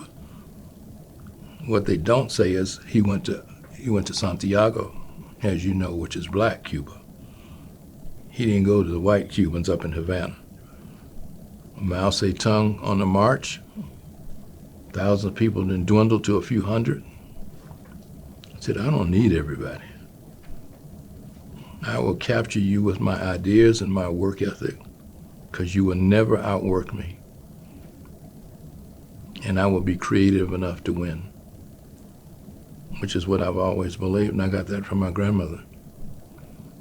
And for Wilma and I, we've been ideal, complementary pieces to each other. And then the kids and the rest of the clan are the same way. I mean, they're not political, but if you attack one of us, they all come out fighting. Same way if you attack one of them, and they ain't, I don't know how many lawyers I done paid to seal criminal records. Because so many of those young ones then got caught on stuff that's really stupid. Because Allen Jr. said the worst thing in the world, he told his cousins, worst thing in the world, do not tell a cop your uncle is the mayor. Because then they will make an example of you by taking you in. Which is what Michael Hancock's son didn't understand when he talked about, Michael being mayor, and next thing he's on 3 TV stations. Covered everything. Yeah, but I am extremely proud of the fact that while I was in the legislature, that I introduced the King Bill early on. King Holiday. After I found out how much trouble it was when I did the resolution, then I found out that, and then getting the adoptees and search bill passed, which they came to me because nobody else would touch it. They're saying if this woman said, I'd like to be able to see my parents before I die, if they'll see me. And there are a lot of people, and I said, well, maybe the parents that gave the kids up for adoption don't want to see them. She said, I'm not talking about no kids, I'm talking about me. I'm 58 years old. And Donnie, that's the first time I got death threats. Tons of them. Threatening me with taking away their kids. I said, all I'm doing is trying to create a program by which the kid can say they want to meet their birth parent, and the birth parent can say they want to meet the kid, and if they choose not to meet the kid, they don't have to. I said, I get that. Peter Core's got a kid, maybe. Then somebody's knocking on his door Sunday morning talking about, hi, here I am. Don't nobody want that to happen, but at the same time. But, as Wilma and I came up, the other thing is that our community base was strong, but we didn't have the accoutrements of, for lack of a better term, polite society and, the big shots on 17th Street. And what I've also tried to tell these younger black elected officials, people use these terms, I'm so good to see my friend, sir. I said, them people not your friend. You a business acquaintance. But they get caught up in the glamour of it. And I'm thankful that, so I've tried to be a mentor to some of them, but it also is based upon their work ethic and what they're trying to accomplish. So if Rix, who's from Liberia, is trying to do something for the African community, I can see that she works hard. But all of them, I'd say, take a few more risks, calculated risks. Erie Taylor was my best friend in the legislature, but even Erie, I had to watch her because she gets to shooting at people. Shit, she's allowed to shoot you because she can't control when she gets angry who she's shooting at. Because Erie would do things that, and people watching this, Erie was not at the time appropriate to say a lesbian, was in the service as a drill instructor. And when she got elected, people didn't even know that, but we were supposed to go to California for a black elected officials meeting and legislators. Harry held the plane up at Stapleton. She put one foot on the plane, one foot on the other side of the gate, and said, if you move this plane, I'm gonna sue you, because State Representative Wellington Webb's on his way, and we're gonna hold his plane for him, and State Senator George Brown's on his way. she didn't know that George and I had stopped at Pierre's to get a catfish dinner before, since we knew we missed the plane. So we said, ain't no need in rushing out there now. So we said, we'll just catch the next flight and head to California. And so after 20 minutes, the pilots and the security people finally got Ari to take a seat. At which point she said, I'm going to kill him when I see him. And then she gets to California. And then by the time I get to California, then George is calling me saying, Ari got to California. She held the plane up, though. You better call Wilma and let her know. And I said, well, hell, if Ari's already gone, it's too late now. Because Ari didn't call Wilma and call me everything under the moon that wasn't a child of God, and did the same thing with George. Talking about I held that plane up all this time for you so-and-sos.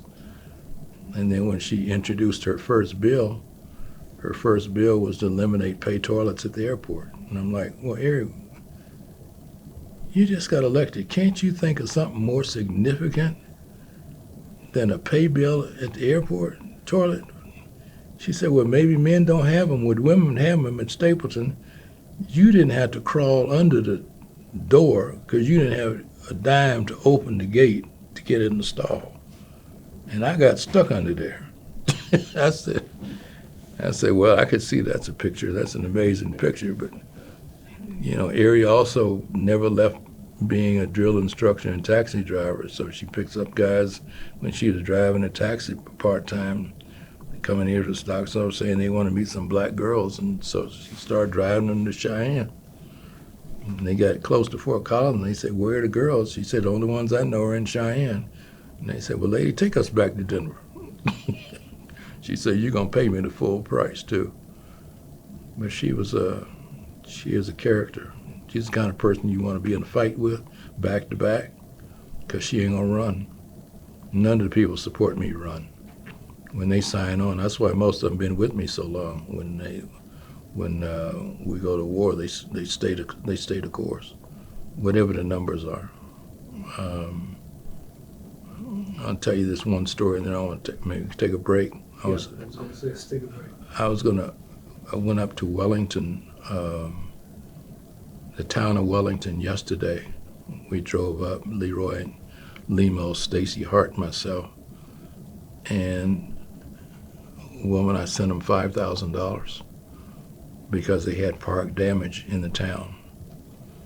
And parks is a big thing to me because we didn't have parks in some of the ghetto places we lived in Chicago. We'd have to go to Jackson Park and other places to play. And we got up there and they started asking me about the walk. And I think the one thing we didn't do in the book, we never described it well enough that people, they read it, but they didn't understand that each night we stayed in a different home. I think we put it in the book, but I don't think it didn't register. Because they said, we knew you walked all these miles. I said, but that's just that's the daytime part. At nighttime, we stayed in 42 different homes, different people throughout the city of Denver. 321 miles I walked. From Fort Logan to Green Valley Ranch, from Green Valley Ranch to Regis College, from Regis College to the Denver Tech Center. But the thing that stood out to me the most was staying in people's homes. Because then you really got a sense of whether they're black or whether they're Hispanic or whether they're Jewish or whether they're white, that most people all want the same thing. They want their government to serve them. They want their seniors to be able to prosper in dignity and die in dignity when they get older.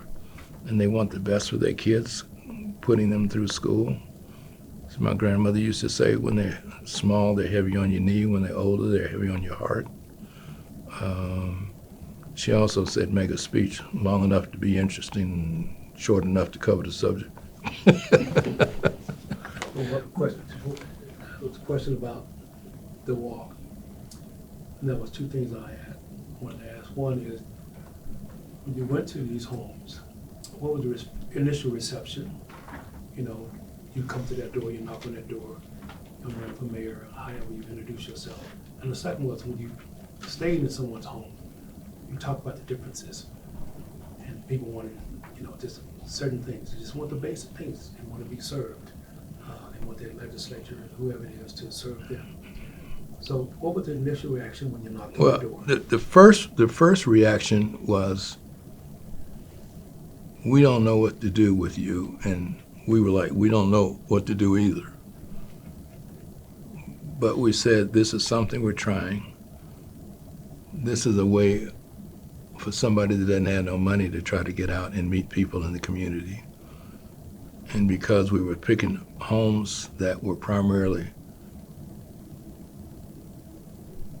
people not supporting me or neutral, to let them get to see I'm a normal person.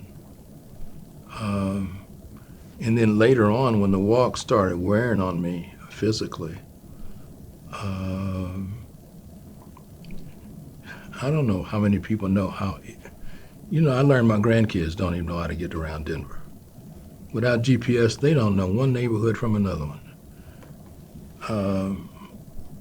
So how difficult it was for Wilma to find me. So I'm standing, she stopped in one place and the kid said, lady, I ain't never been past Bellevue. And so she's trying to find me in parts out near Southmore Park, and some of those streets changed names, like Mansfield, and it changed its names 3 or 4 times because it's on the police test. And so then later when the walk started becoming popular, now it's starting to draw a crowd.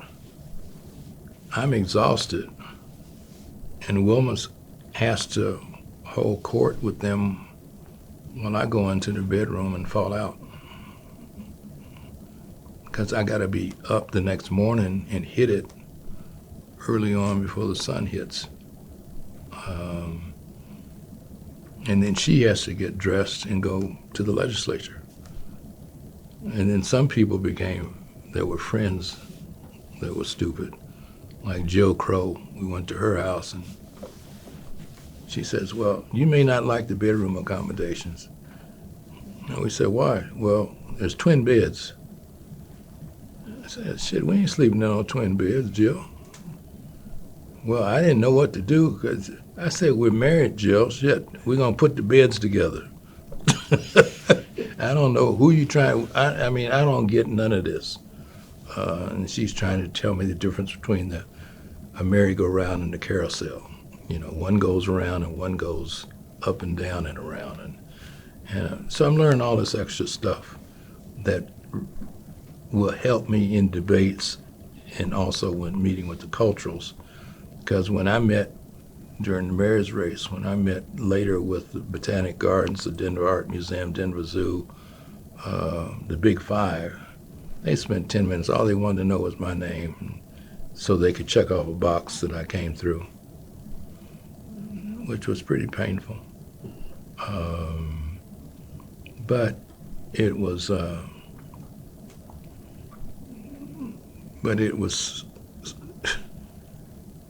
but I was prepared for it because I had Helen Gamble's armor on.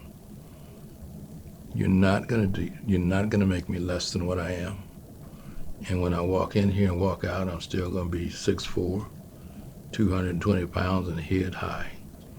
And you're gonna be thinking, damn, that Negro's smart. So we were just on the part where you were talking about what it was like to go into homes. You were actually speaking about Jill Crow. Right. We finished it with Jill Crow, how she had the double beds and that sort of thing. So you want to finish that story? Yeah, Wilma and I moved the beds together. We said, you know, Jill, we don't know what you're doing here, but we're moving the beds together. We're grown up. We're married. But the interesting thing is, Donnie, is that there'll never be another campaign like we ran, ever, where you tell an underdog. It's a Horatio Alger story.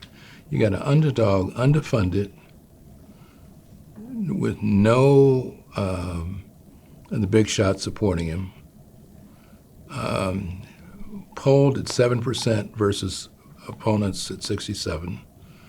And I'll take that back. One person gave me a check for $100, Dan Ritchie, and he said, "I think you're going to be mayor." He took a shot on a long shot. And the people that surrounded me were family and friends and supporters who believed. So that Dion thing about believe is real. They believed when we were at 7%. But as we got out there, it was very difficult trying to get the message out. Ken Smith, Mike Dino, and my son Keith Thomas, who was black and gay, he said, I'm talking to people in the gay community. They don't even know that you did that bill to prohibit discrimination based upon orientation. You need to do something to get out there. And that's when they came up with this idea of the walk, and we started the walk.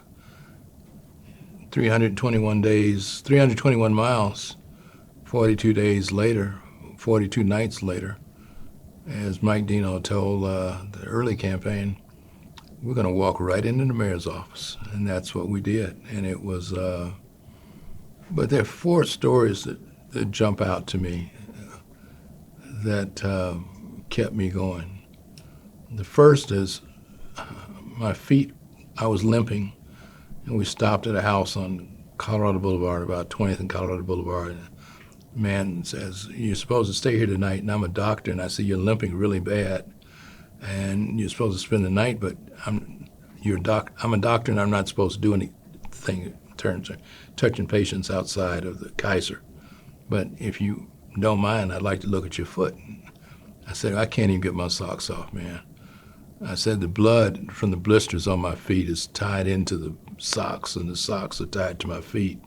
And it's painful, and it hurts, and it blisters." And so he put my feet in water, soaked them till we could get the sock off, and his wife washed the socks. And he started lancing the blisters, and then he taped my feet up. And Wilma and I were saying, it's a hand of God how we happen to stop at a house when I can barely walk, and the guy's a doctor. The second one, this woman's got a baby, a young black woman in a stroller. And they're about 17th, and they picked us up about 17th and Monaco. And I said, so then we're getting next to Peoria, and I said, "What are you doing? Don't you have anything better to do than walking with me and a couple of my volunteers?" She said, "No." She said, "I'm going all the way to Peoria, and I want to be able to tell my child when he grows up that he walked with the first black mayor of Denver." And then I could feel the adrenaline pushing. And I said, well, that's going to keep us going for the rest of the day and the week. The one that choked me up was on 17th downtown. And this woman stopped me, and she reached out, put something in my hand, and she said, "This is for you for your campaign, and I want you to have it." And I looked at it. It was a dollar bill. $1. And I said, "I can't take it." She said, "This is all I have to give." And I choked up then as I am now. And I said, "This woman's given me probably her last money she's got in her purse." And I said, "We're not going to lose this. We're going to win this. Even if nobody else believes, we do." I can still see that woman's face. Every day I talk about it or mention it, I can see her getting on the bus and me trying to give her the money, and she kept reaching off, said, "Don't insult me that way." So we had all these things driving us. It was, I think, halfway biblical. And then some were funny.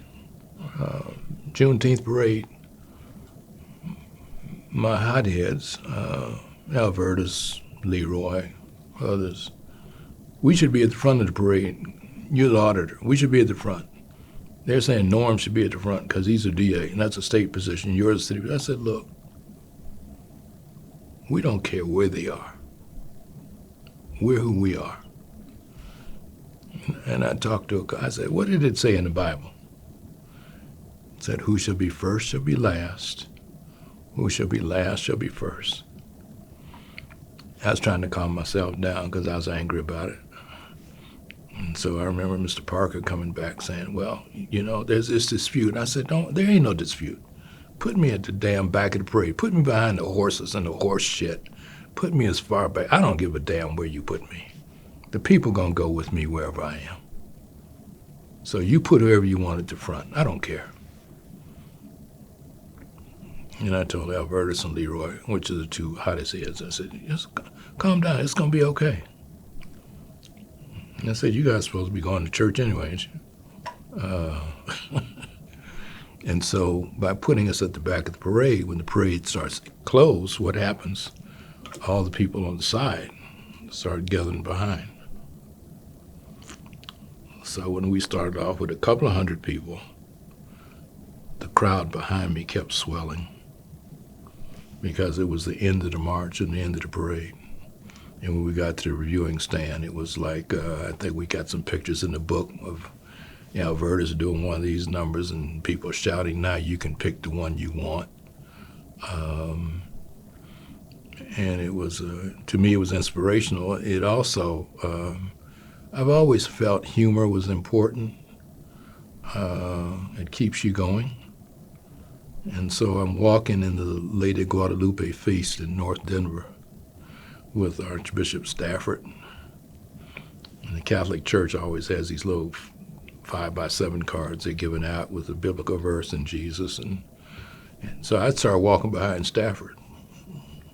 And then Stafford says, Wellington, what are you doing? I said, you giving out your cards? I'm giving out mine. He said, you doing what? I said, Archbishop Stafford, you, me, and Jesus, we're going to win this election.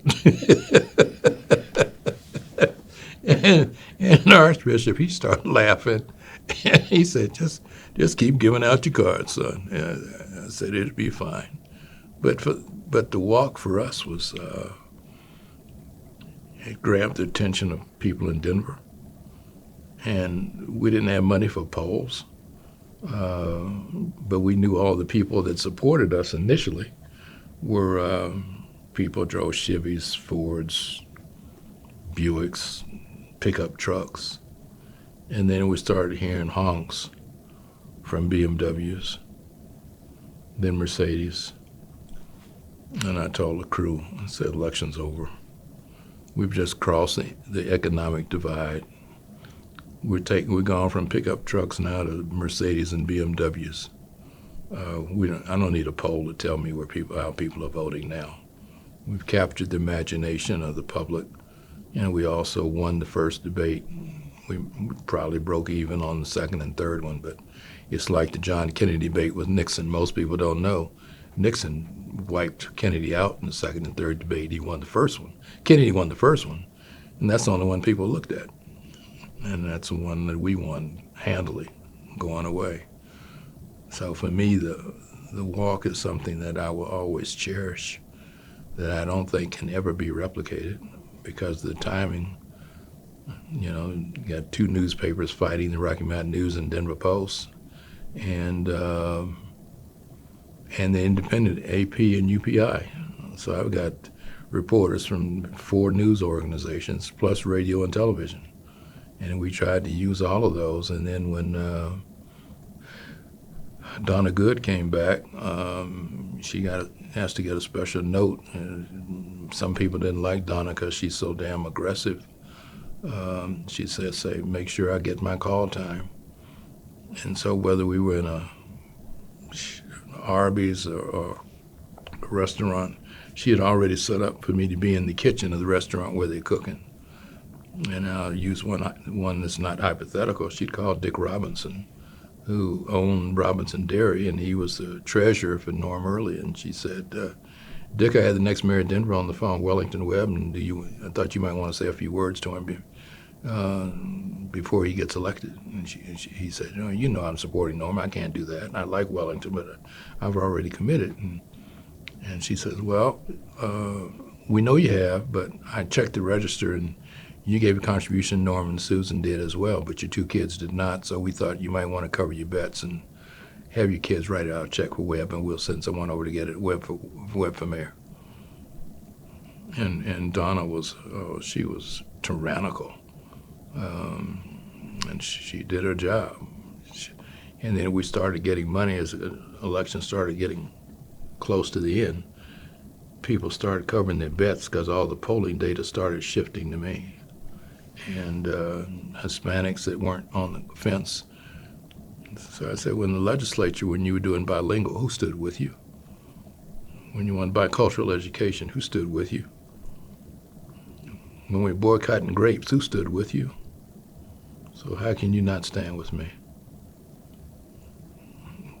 So gay community, labor community, we had every community.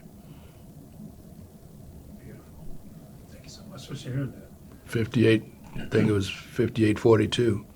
So we went from 7% to 58. We went from down, from 60, we were 55 points down and closed in 90 days. Wow. And I was a physical exhausted at the end. I just wanted to see a bed, my bed. And my feet were swollen, ankles were swollen, knees are still messed up. And Wilma stayed with me all 41 of the 42 nights. The only night we would not let her stay is when I stayed at Samaritan House. And we took our own bed in the Samaritan House to stay, so no one could accuse us of taking a bed from a homeless person. You know, a lot of politicians, when they're running for office, they'll say, on day one, I'm going to do such and such. What did you do on your first day in office? Slept, probably. We did an open. I mean, we met with Federico, and he was cordial and thoughtful. And the first act of business. Hope you're listening, Mayor Johnson. First act of business, we held a downtown summit. And it was my belief then, as it is my belief now, downtown is the living room in the house. And you got to have people there. If they're not coming there, or you avoiding taking them there, there's something wrong. So downtown is a summit. To me, it's where you take people when you bring them to town. Cherry Creek is the family room.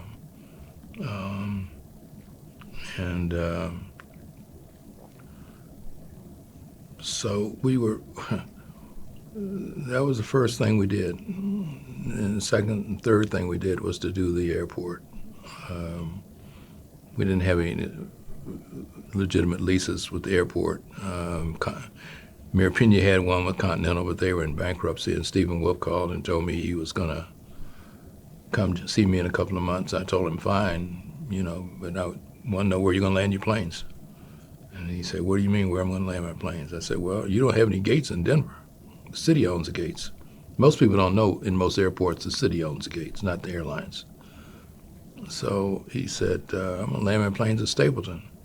I said, man, I'm too new to not know what I can't do yet. You're going to land your planes in Colorado Springs and busing people to Denver, because I don't bluff and I don't do random.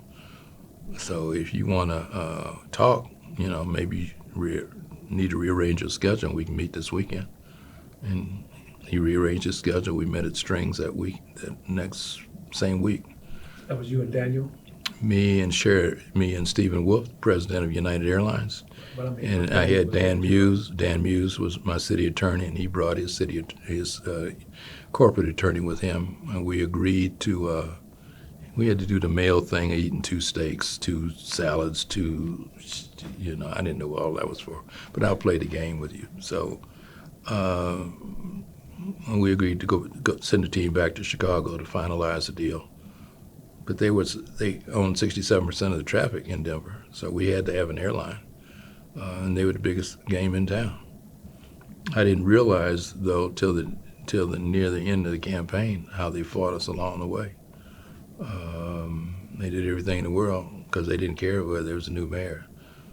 They wanted to stay at Stapleton. But as history tells it, you know, Federico dreamed it, I built it, 85%. And then I also changed the way that we were doing business for minorities and disadvantaged businesses by not having minorities have to bid on a concourse. They could bid on one individual spot and get a loan from a bank that the city was putting their money in so that their lease would then be the collateral for their concession at the airport. You know, and they talk about Atlanta, we made millionaires at the airport as well. You know, I'm not going to go into the names of all of them, but some of them got 5 and 6 spaces. We put in Hispanic firms like De La Rosa that got Burger King. Crenshaw ended up with McDonald's. And I also rejected Paradis, who had been convicted of a felony. I rejected Patrick Ewing, Michael Jordan, and others who tried to bid on the airport because it wasn't for them. It wasn't set up for rich black people. It was set up for local business people. So the question is, weren't you scared? No. If you're doing what's right, you know, you're not going to be afraid of nobody. I'm the mayor of Denver. Leading with grace and dignity. Well, That's what your grandmother would say? she'd have been proud. She'd have been proud. I took her places after I was in the legislature. A couple of places I took her, she said, "Oh, this food's too expensive. This food's so expensive, I can't digest this food." And she said, "Why'd you bring me here?" I said, "Because you deserve it and you earned it." So I took her to restaurants downtown near the Capitol. I said, "Because without you, I wouldn't be here." And Wilma, she was so thoughtful. The night we got married, I was driving towards Colorado Springs because I was afraid to tell her I didn't have no money. And then finally she said, "Where are we going, to the Broadmoor?" She said, "I don't know where we're going." And she said, "Well, what do you mean you don't know where we're going?" I said, "I was afraid to tell you I don't have any money." "You don't have any money?" I said, "No." She said, "Well, then maybe you better turn around before we run out of gas." So I said, "I'll make you a deal. We get through this early stage here, I will take you to every place there is in the world." And now she's been in about 42 different countries. Man of his word. To me, that's my bond. So you finished the job at DIA and really just expanded it to what it is today. And, you know, you laid the groundwork and template for other people to expand on it. What was the second thing you think you... Well, Donnie, the other thing we did is the airport. You know, people talk about black people can't add, subtract, and do business. You know, that's such a bunch of crap. Right. You know, I was the only mayor in the country. I had trade offices. I had one in Shanghai. I had one in Osaka, Japan. I had one in London, England. I had one in Mexico City to help our smaller business people when they went there. The richer business people, United already had lobbyists in Beijing because many Asians especially, they think long term. So if you put an office there today, they expect that office to be there 40 years from now. And so when Hickenlooper closed it, which I thought was a mistake, Hancock tried to reopen it, and they said, "Well, how long are you going to stay this time?" Was what he got hit with. So, I mean, as far as the mayoral term, the things that jump out to me the most is, one, we finished the airport. Two, we settled the gang war in 1993. We created a Safe City program and a curfew program for kids and a gym to take kids that were out after hours. We also started building more park space than anyone in the country. Then later we created Denver Health Authority so that Denver General would not go out of business, and did a bond issue, $125 million to improve the zoo. another $125 million to improve the Denver Art Museum, built Blair Caldwell African American Research Library, named a library after Erie Taylor out near on Peoria. Started naming buildings after people because it was my belief if you pass the Minoru Yusui building or the Rich Castro building, someone's going to ask the question, who are they? Well, why is that building there? We added on the Red Rocks and did a deal so nobody can build near Red Rocks except the 3 houses that are already there. But some of the stuff we did that was I consider to be the little stuff. So I decided to come up with this program that I started as a legislator of have people come in from like 5 to 7 so that people that don't have a lobbyist can come and see the mayor. Not a staff person, the mayor.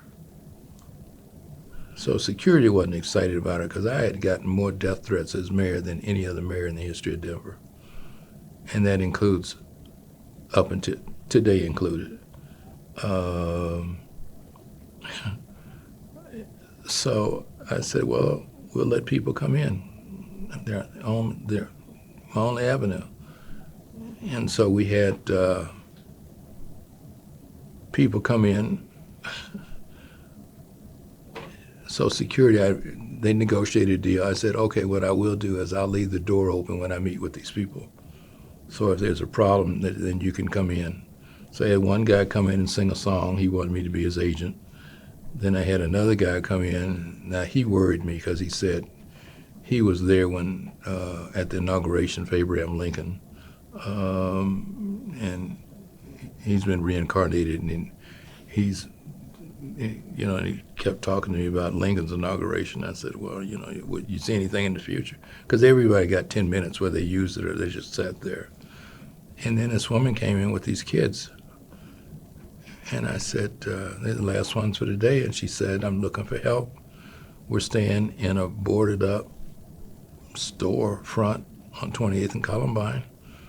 And we don't have any place to go and place to stay. And I said, well, you staying in the building by yourself? She said, yes. I read enough Marcus Aurelius that said, the greatest talent as a leader, you have to decide between what's true and what's not. So I sent Albertus to the house to see if it was real. And he came back and said, the lady's telling the truth. She's got those girls' clothes in boxes, like the orange crate boxes, along the wall. She's got 2x4s up against the door to keep anybody from coming in, and she was using candles for light, and she'd walk the kids across the street. So that night, I had our security people take the whole family to the crisis center, called Head Start, got her a job in Head Start, saw the kids a month later. They were at Montbello High School, and you couldn't tell them from anybody else. The story I liked the most is a kid came in and security stopped him, said he wanted to see the mayor. And I said, I'll see him, bring him back. And he said, my mom sent me to see you. I said, do I know you? No. Do I know your mother? No. Then why are you here? Because my mother said you might help me. And so I said, what do you need? He said, I'm a student at Howard University, and I don't have enough money for my tuition for the second semester. And I was looking, maybe you could help me by calling the school and getting me letting me register late. And then I had my staff go call Howard to make sure he was telling the truth. He was. And then Howard said, well, we have other students that have better grades, that if the mayor wants to give us some money for some other kids, that we can guarantee they'll graduate. And the staff would say, why don't you get this money to Howard? And I said, hell, what have you guys not learned about me? Ain't nobody else walked in this door from Howard. This kid walked in because he needed it. And it reminded me of going to see Tom Kerrigan when my grandmother saw him. So I said, we checked you out. I'm going to pay 50% of your tuition to get you in. And then I'm going to have my security people take you over to have lunch with my wife. And if she agrees that you are really in need, she'll pay the other 50%. And he was like spellbound. He said, well, but what do you want? I said, I don't want anything. I want 3 things from you. 1, for you to graduate. 2, for when you do graduate, you come back here and tell me. And 3, when you have a chance to help somebody, you help them. And remember, somebody helps you that didn't want a damn thing except for you to be successful. And Donnie, that's kind of, how we operated. And I'm sure a lot of other people have stories about people that they helped along the way. But to me, those things were as important as me getting Lufthansa Airlines here or British Airways here and all the other pomp and circumstance that we did. I was proud of the fact that when we built the library should have been named after Wilma. She rejected it, which I didn't think was a good idea, but, she's Wilma. And so we came up with the Elvin Caldwell, Lamar Blair, because they're the first city councilman, first school board chair. And the irony is that both of them died 6 months later. So I thought that was God telling us that we did the right thing. Both our families are Christian, Baptists. And what's ironic is that we've always been like 1 degree of separation, even when we didn't know each other. Her dad and mom, Frank Jerdine, was a Sunday school superintendent at New Hope Baptist Church. 27, 28 years. Her mother was a deaconess at New Hope. I was at New Hope, and I remember the pride in my grandmother's eyes when I was 12, and I walked up and joined church without her urging. I just felt it was time to do it. I was baptized by M.C. Williams, and but then I didn't go every Sunday because I was playing basketball. We played on Sundays, outside. If you win, you stay on. If you lose, you go home. So that's what I did on Sundays. And then my grandmother was the head of Women's Day, and the guest speaker was Mrs. Martin Luther King Jr. Coretta was coming, and they didn't use, in those days, they didn't use women's first name. And so Coretta was coming to New Hope, and unbeknownst to me, a girl named Wilma Jerdine was playing the organ at New Hope. And only thing I participated in at the time was junior choir. That's where all the girls were. The better looking girls too. So people said, did you hear Miss King's speech? I said, no, I was playing basketball. I missed the whole thing. And so then afterwards, Mrs. Williams, Anna Lee, made a tragic error in judgment. She only invited a few people over to her house to have tea with Mrs. King. And my grandmother, who was one of those, who was the head of the Women's Day, was not invited. And the following, so she was disrespected. And we all know how she is if she feels she's disrespected. 2 days later, she was a member of Zion Baptist Church with Reverend W.T. Liggins. When Wilma and I got married, she asked New Hope to write a letter for her because she felt a wife should be with her husband. And since I was at Zion, she said she should be at Zion too. And so then Wilma became a member of Zion Baptist Church, and her dad automatically got involved with the Sunday school and the layman, and her mother automatically got involved with the deacons, and later on, our daughter Stephanie's a trustee at Zion, and I remember going up to see Reverend Liggins, and I said, everybody knew Reverend Liggins was a Republican, but he never voted a Republican. He said, you know, I did that because my parents did that because of Lincoln.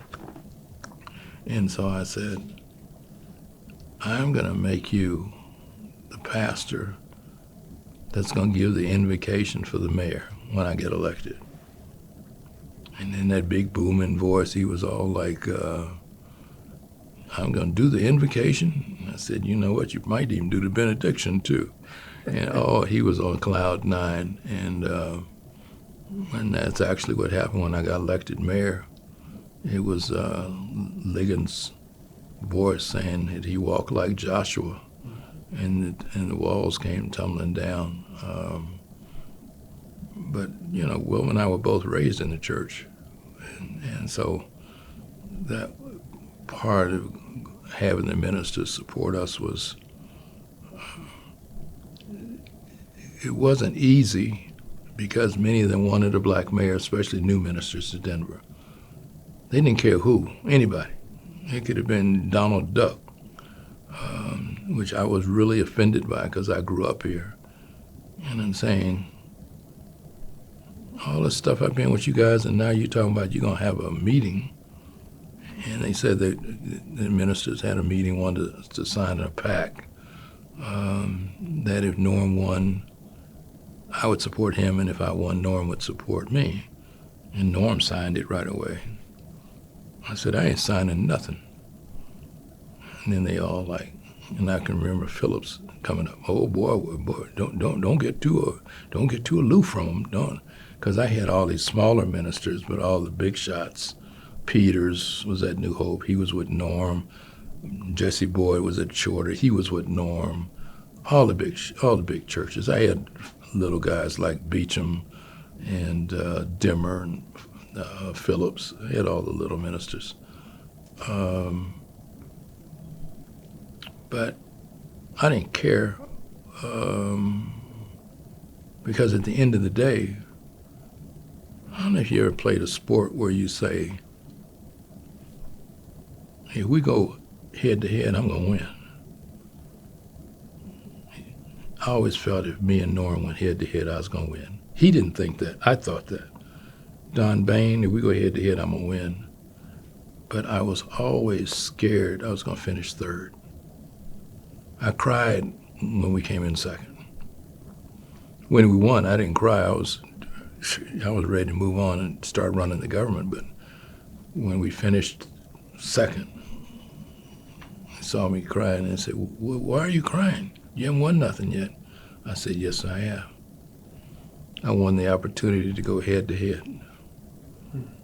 And people didn't get it. Wilma got it. My brother Joe got it. All the family got it. They said, we live to fight another day. And now they're going to really see something.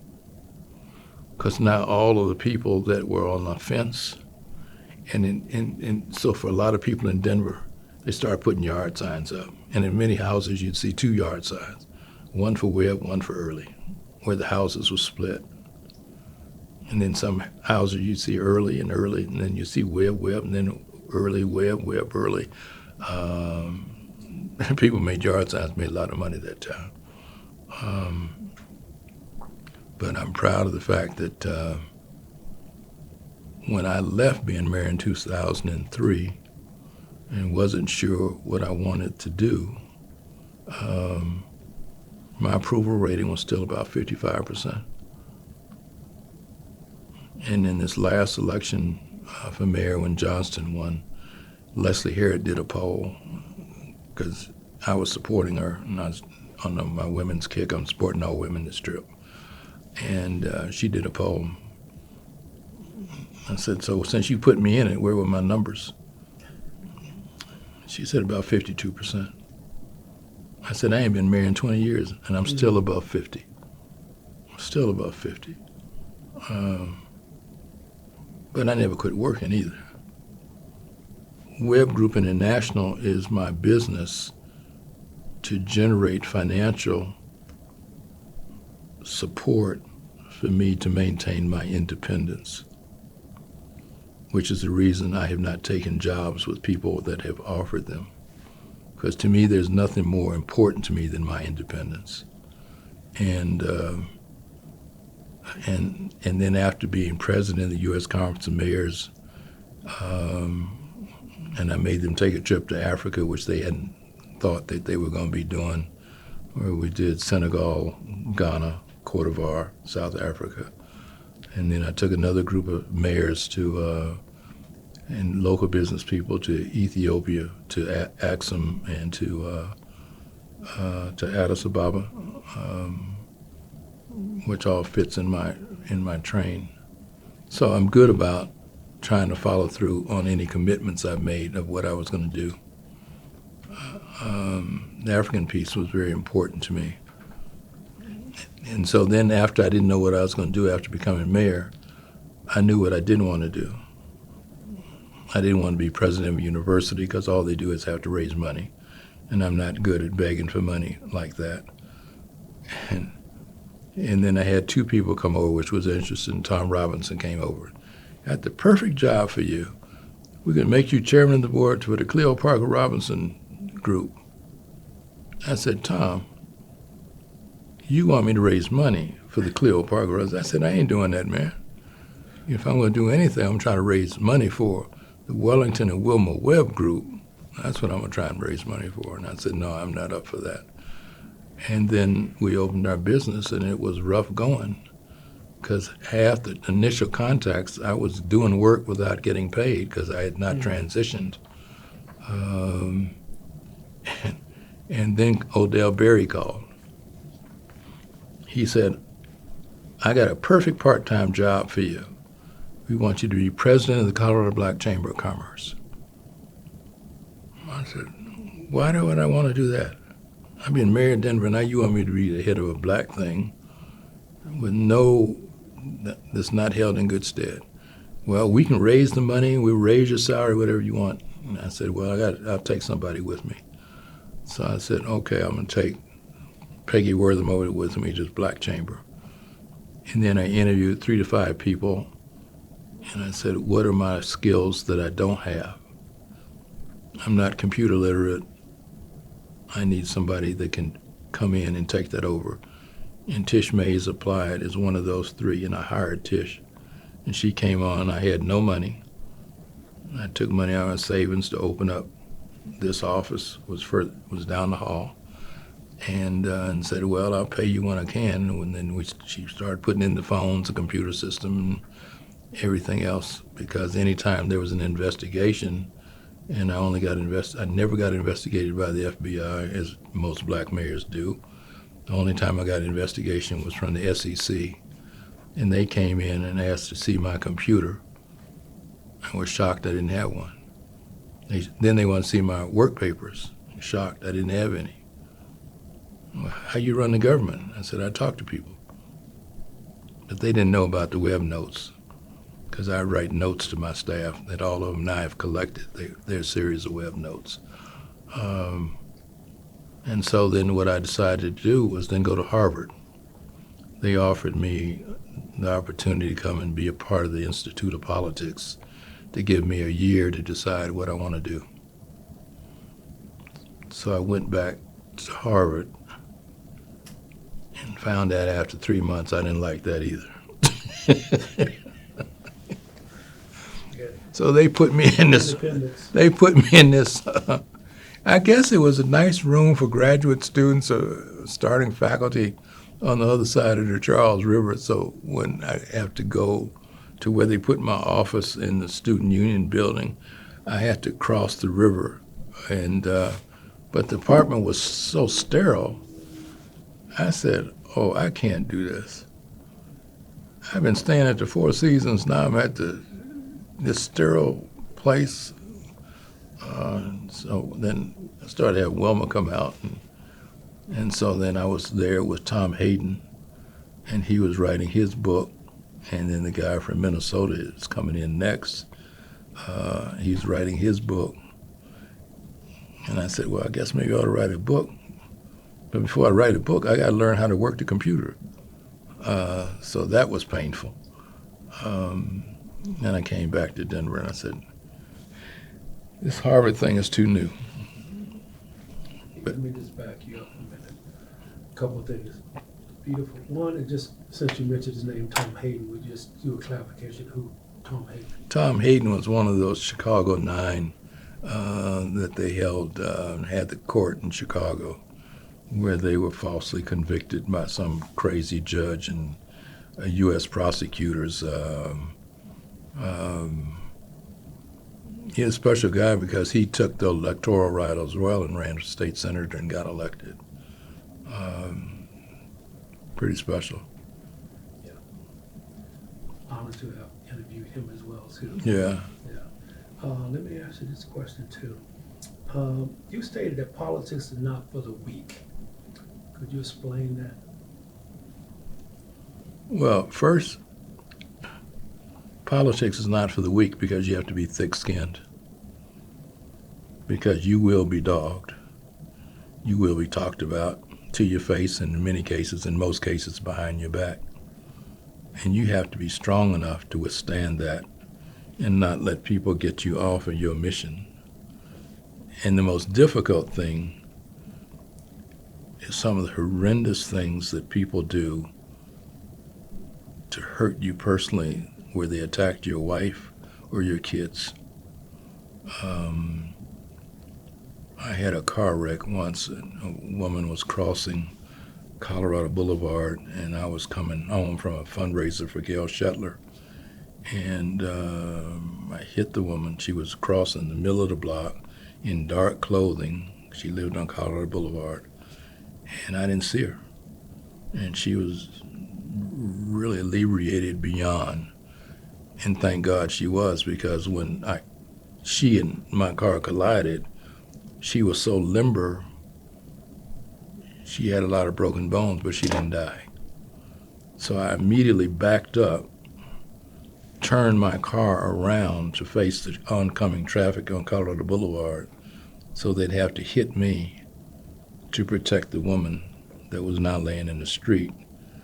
And I'm calling 911. So now I'm calling my lawyer first and then Wilma. and then a month, and so then, we went up to visit, and I was getting ready to run for re-election, and they asked people, the press asked me, well, what do you think? What are you going to do? Is she going to vote for you? I don't know any of that stuff. But I said, first thing, we want her to get well. And she ended up voting me for mayor. But what she didn't know, and which I later found out, then rumors, some in Park Hill, where we had some of our detractors putting out some larcenous lies that I knew this woman and that she is a nightclub singer and we had a fight and that's why I hit her with the car, and crazy shit. So let me ask you that. And you got to, but see, you got to deal with that. And your kids have heard it. Your wife might have heard it. And then Wilma's going to a fundraiser for me in Atlanta, and some of the people that she thought were good friends of hers that were supporting her, my opponent, said, Wellington's married to this white woman named Wilma Webb. Her name was Wilma Jordan. She's French, she's white. And that's another reason we can't support him, because he married this white woman. And Wilma gets off the plane, and friends meet her there, and they said, hello, white woman. And she's talking, what are you talking about? Well, they said that they shouldn't give you money because Wellington's married to a white woman, but we know who you are. And I'm saying, the lengths to what people will go through. And then one of our kids, the one that had an addiction problem, they're on him all the time. Well, he's always in trouble. And I want to hit somebody so bad, and can't. And so I think the best way for me to to win is to be successful, because then they have to deal with my success. And Stephanie used to say all the time, no matter what we do, we never get credit. If we do it on our own, I get promoted to chancellor. I got promoted to chancellor because my dad's the mayor. If I don't get it, I got it because I wasn't smart enough to get it. So I can't win either way. And that's what we get from our kids. And of course, a woman's like, well, it's in the paper that your daughter did such and such, and she's like, I want to know how you had Stephanie without me, because they never mention she has a mother, which is also the sexism part of the news stories. Jesse used to not stand next to any woman when he took a picture. He'd always put a man next to him, or he'd start picking up babies so people wouldn't take the photos and use them for something else. It's a tough life, and the family bonds have to be very strong, because the public talks, and they talk good and bad, and it's painful. So they don't want to allow you the luxury of making a mistake. And one grandson, he was in trouble in Kansas, and somebody called him black so-and-so and so-and-so, and then he hit him, and Alan's a big, strong kid, and he broke the kid's jaw. But the one that ended up in the paper was Alan, because he's a football player, and the kid that called him the names is the victim. And I'm telling him, you gotta hold. Your strength is also can be your weakness. So that answers the question. Oh, with the one attack, I was so angry in 1995 when they did this poster. We came in second, and this woman, she every day it's like, where was Joe on January 19th? He went to Houston. Where was so and so in your family? They went so and so. Why is it 2 members of your family work for the city? How did Julia Gales get applying for a contract and only has $50 in the bank? I mean, every day is this. And so we finished second by 1,000 votes or something like that. And Paul Sandoval came by the house. He said, you go talk to your grandmother. Take a day off. So I took 2 days off, went to Fairmont, and just sat there and meditated. And Ben Jeffers, one of my best friends, who was leaving to go back to Baton Rouge, he said, you're treating your opponent too nice. You got to treat her as a candidate, just like she's a man or a woman. She's a candidate. And start hitting back. And so then I said, okay, you're going to talk about people I know that got jobs with the city.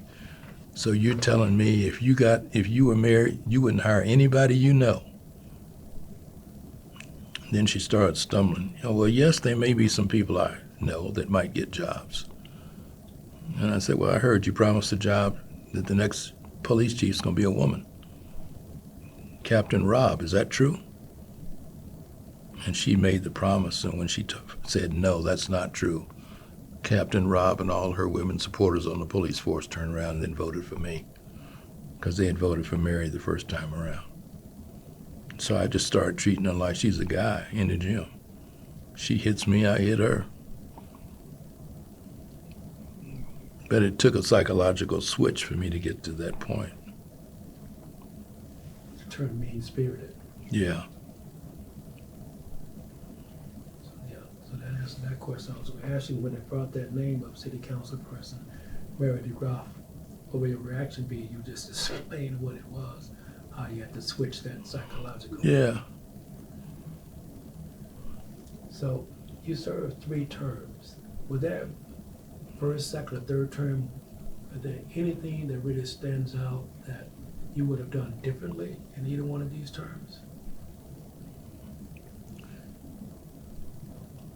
Michael Jordan said it best. The first time you're trying to climb the mountain, you're trying to grab the ring.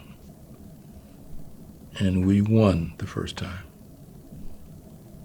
The second time is now you're the champion, and now they're trying to take it from you. For me, the first election was the most exciting because we were the underdog coming from behind and to win. The second election was the most satisfying because they tried to take it from me and they lost. So John Frew, Bob Kreider, Mary DeGroat, they all lost. The third election, it was a walk. It was disappointing to me that Reverend Gil Ford took it upon himself to try to ridicule me and say I hadn't done enough for the black community. I still hear that occasionally. I hadn't done enough for the black community because I hadn't got the black community to the grocery store. I'm the mayor of Denver and you want me to get to the grocery store. It's like nobody else in the city can help get a grocery store but me.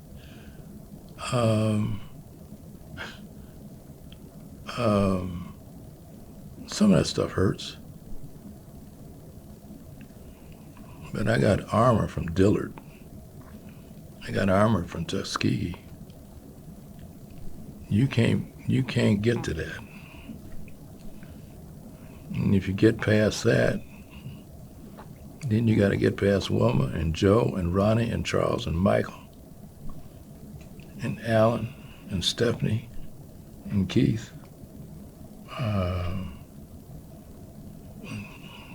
One of the grandkids the other day said, "Pops, you don't know how many fights I had in school because of you." And he said, I don't have your temperament to not hit nobody. So they start dogging you and I start dogging them. Now he lost that and I just punched him out. And he's going to school out in Aurora.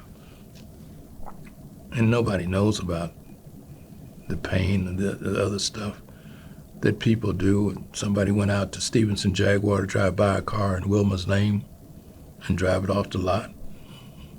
And then they had to, the police said, well, hold him there till we can get there. Tell Wilma to stay there and then we'll come. And Wilma was in the office talking to me. Then another time somebody's always using her name. We were using one of the kids' names to get extra tickets for this or that. But then there are fun times too. Guy leaves his ankle bracelets in a bag. He's got a bag on the brown bag on the front porch.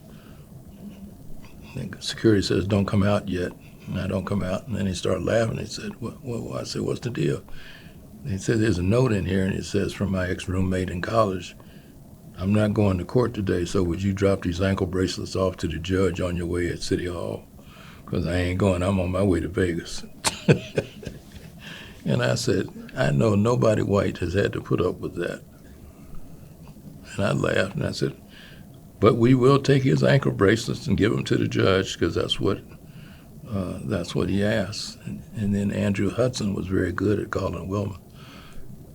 Before a story hit the paper, like some guy on East Colfax threatened to kill me and Bill Clinton on the same day. And he told the bartender called the FBI, and the FBI came and arrested him. But it showed up in the paper, and he wanted to make sure she saw it before.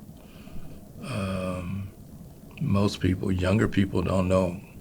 Wilma's car was on the street. Car comes by, puts 15 bullet holes in her car. The kids are upstairs in the house, and they roll over off the bed onto the floor to make sure there are no stray bullets.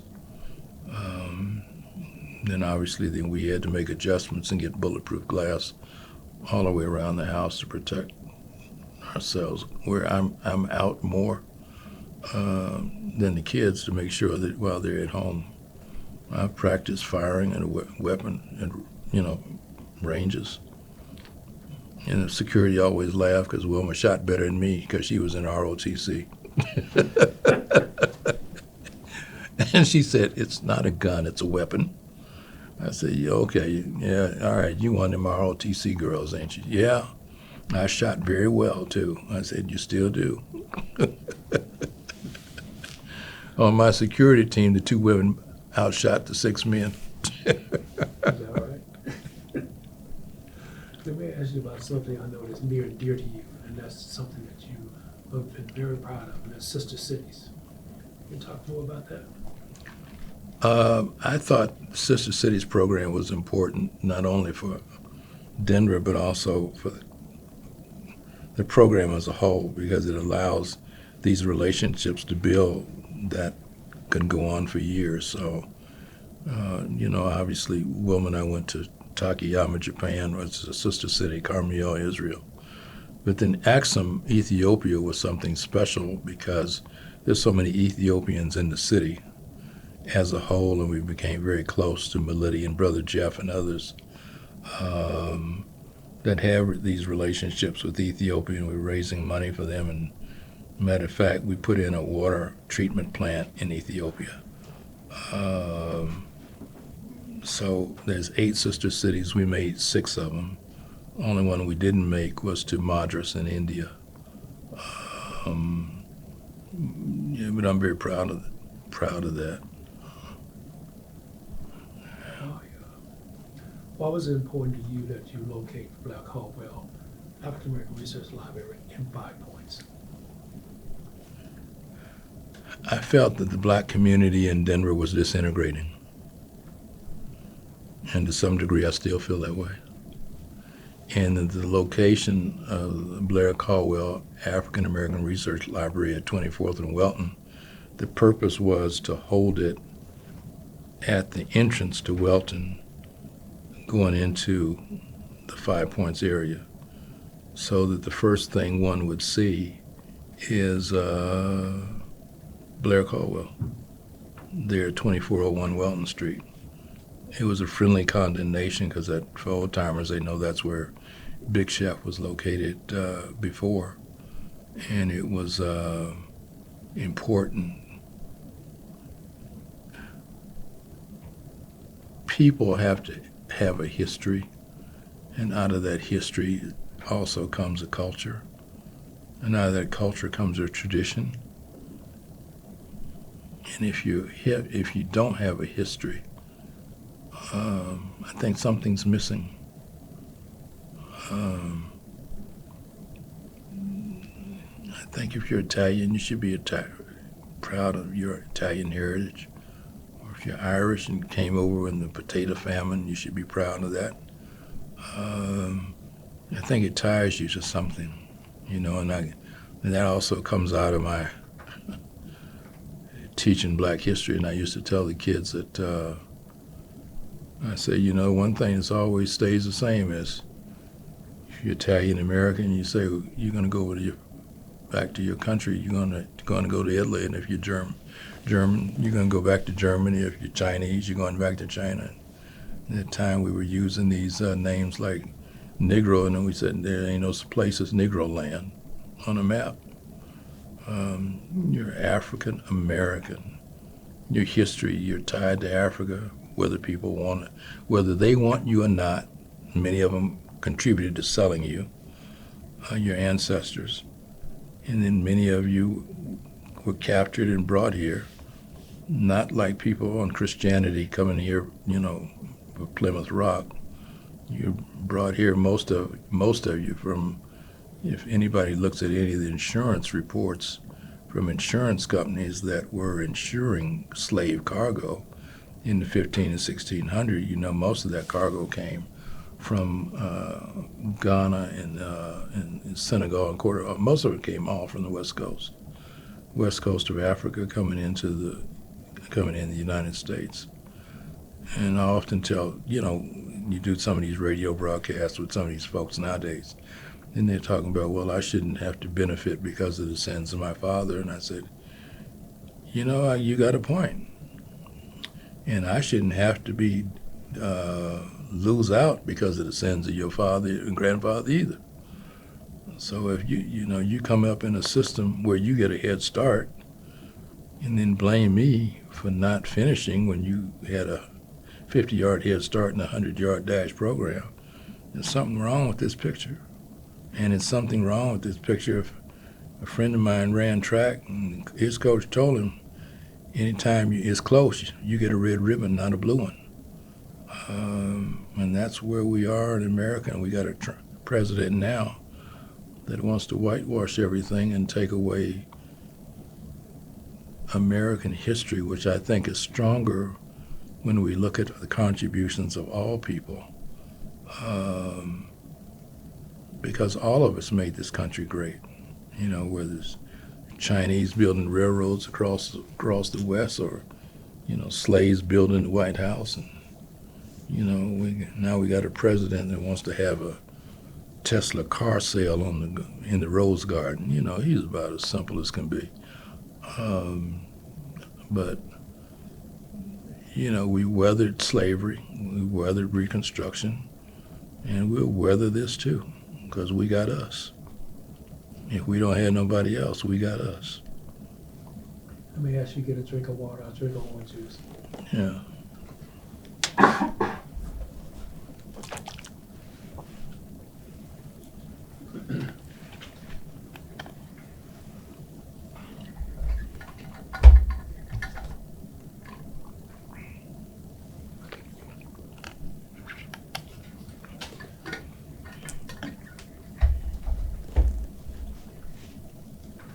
So there was something I read in your book. You talk about the East Siders, and there was a group of you, and you mentioned them throughout this interview. But can you speak a little bit about who you consider the East Siders? All the folks that grew up east of Colorado Boulevard. There's a camaraderie there and a sense of place, a sense of history that most of those folks went to Emmanuel. Some went to East, but they considered themselves from the East Side, including many Hispanics. You know, some of the young ones don't know Corky Gonzalez, Corky Gonzalez, Paul Sandoval, Rich Castro, all of them grew up on the East Side. Some of them went to Annunciation and they didn't move north till they were grown. And then their kids and grandkids grew up in North Denver. But the East Side is a melting pot. You know, I knew about burritos before Taco Bell, because Tasha's Hacienda, he was selling burritos out his bedroom over there on 30th and Downing. Yes. And most of the Japanese kids that were going to Manual, they were all smart. Most of their families were coming from Amacha, where they were brought from California and put down there. And but we all at Manual, you know, we all got along. We were a working class school. But when I look at what the graduates of Manual have done, 4 mayors come out of Manual. Norm Rice, who was mayor of Seattle, Patsy Jo Hilliard, mayor of East Point, Georgia, Michael Hancock, mayor of Denver, Wellington Webb, mayor of Denver, Wilma Webb, state representative, Elbert Wedgeworth, city council. The list goes on and on. A lot of the leadership of this city has come out of Manual. I always said that the musical talent went to East, because you got Philip Berry and Larry Dunn and Woolfolk all from Earth, Wind and Fire, and Pam Grier and Don Cheadle, all at East High School. But Philip Beatty's grandmother grew up in 24th and Clarkson, so I mean he comes out of the East Side as well. So that was back in the day. You know, that's where the black kids were, because there was no such thing as Aurora. And then the next schools coming out was George and, you know, Kennedy and TJ and Lincoln. So it speaks to not only a neighborhood, but it also, I think, speaks to a sense of pride. There are a lot of folks that come off the East Side are proud that they came off the East Side. The same way that nowadays you'll hear Amanda Sandoval say, President of City Council say a lot of times, I'm a North Sider. With pride. We used to say the same thing we're from the East Side. Now my grandson, Alan, he said, I'm from Park Hill.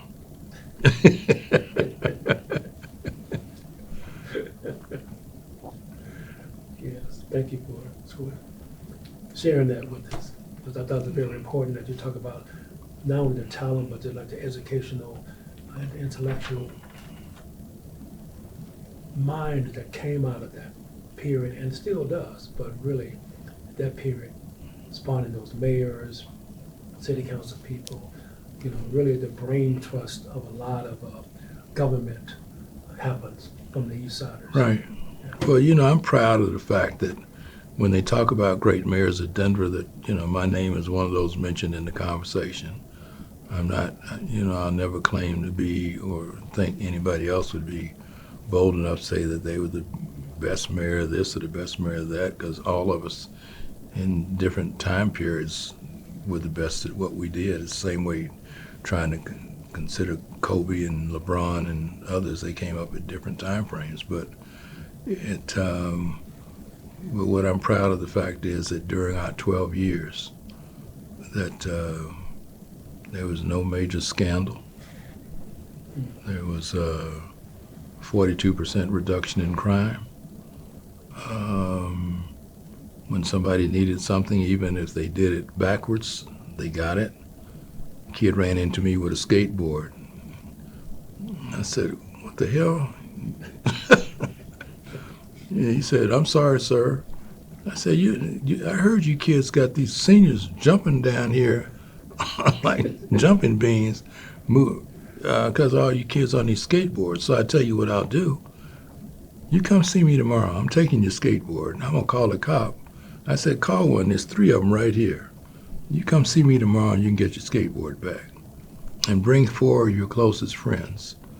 And so he came the next day to get his skateboard. He brought 4 of his buddies. I said, now I'm going to have a couple of city people come in here and sit with you. I want you guys to go down there to one of these empty offices, and I want you to draw me up a skateboard park. He said, for what? I said, because I'm going to build you a skateboard park. You going to build us a skateboard park? I said, yeah, if you draw it up. And so the skateboard park they drew up is a skateboard park that's over there on 20th by the Coors Field. And it's free. Well, since you're kind of on that subject, skateboard park in that area, different area, can you speak about Platte Valley renovation? River to me is, Ken Salazar really helped me get into it.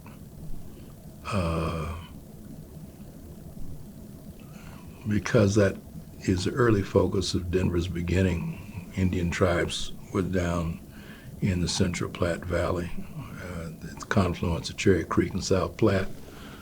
That area was never developed initially because we always turned our back on the river. So if it's a projects, whether it's Sun Valley or anywhere else, the back of your house faced the river, and the front of your house faced away from the river.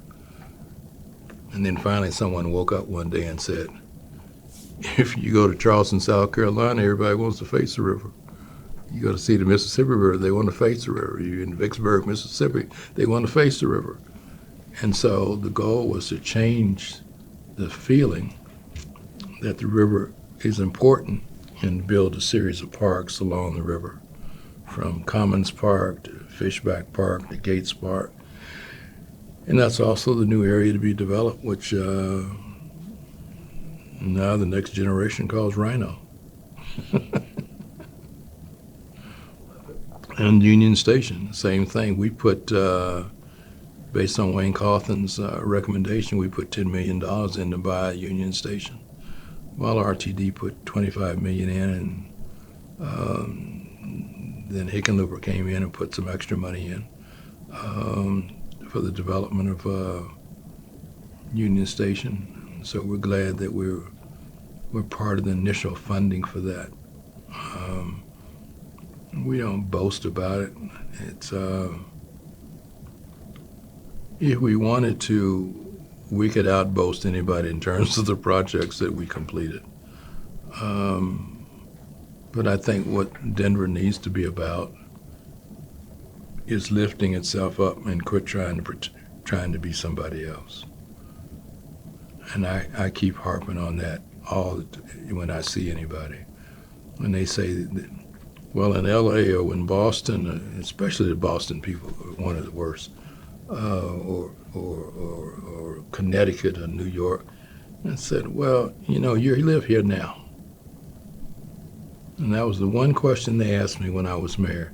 Do you want Denver to be like San Francisco, L.A., Chicago, New York, Santa Fe? I said, I don't want Denver to be like any of those. I ain't never seen nobody ask Michael Jordan who he wants to be like. I want people to wish that their city was like Denver. And we forgot that along the way. When we were mayor, everybody in Denver walked with a swagger. When we traveled, we're from Denver. Hell, what's your city got? And Hickenlooper tried to rank on me one time talking about Nuggets of winning. I said, well, when I was mayor, we won 2 Super Bowls and 2 Stanley Cups. You want to compare when you get to that. Right. But Denver has to have a swagger, and the swagger has to be backed up by not only are we providing homes for the homeless, which is only a segment of our population. We need to be out here helping other people with job, flexibility of moving up and down the line, where we're trying to take care of everybody, not just one segment. In the same way, the other day, somebody talked about building a nuclear plant out there at DIA. I said, I know I'm going to fight that. Hell, you have a oops in there with Green Valley. Oops, too, there goes Mount Bello. I don't need no damn nuclear power plant out there to be a green city. It's another one of them ideas that doesn't have any digestion to it. Let me ask you a few more questions. One is, talk about your administration's efforts to reopen the Rostonia and the 5 Points, and maybe talk about some of the people involved with that, like Mr. Yates, Carl Bourgeois, and others.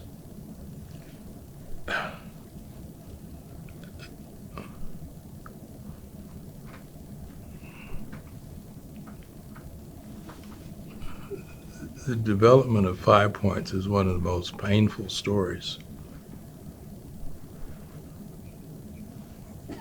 because it's never been hit correctly,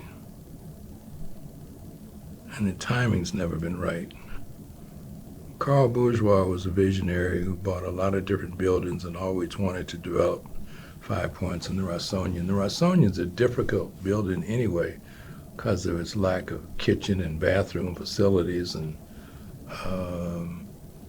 gone were the days of segregation when everything was located on Welton. So you go to Dr. Noel's office is on Welton, Dr. Hawkins, the dentist's office, is on Welton, Equity Savings is on Welton, Voters Club is on Welton, McKinley Harris Public Realty is on Welton, Casino Ballroom's on Welton, the Tamale Queen's on Welton, Ritz Cab's on Welton, and all of a sudden, one by one, they started going away, and the neighborhood also became gentrified. And the second piece is the walk-in churches moved, and they moved south and east. There have to be activities to bring Welton back, and I know Norman Harris is trying to do that, as is Haroon Cowens and some others. It's going to be difficult until the market changes. I think it's still going to come, but it may look different.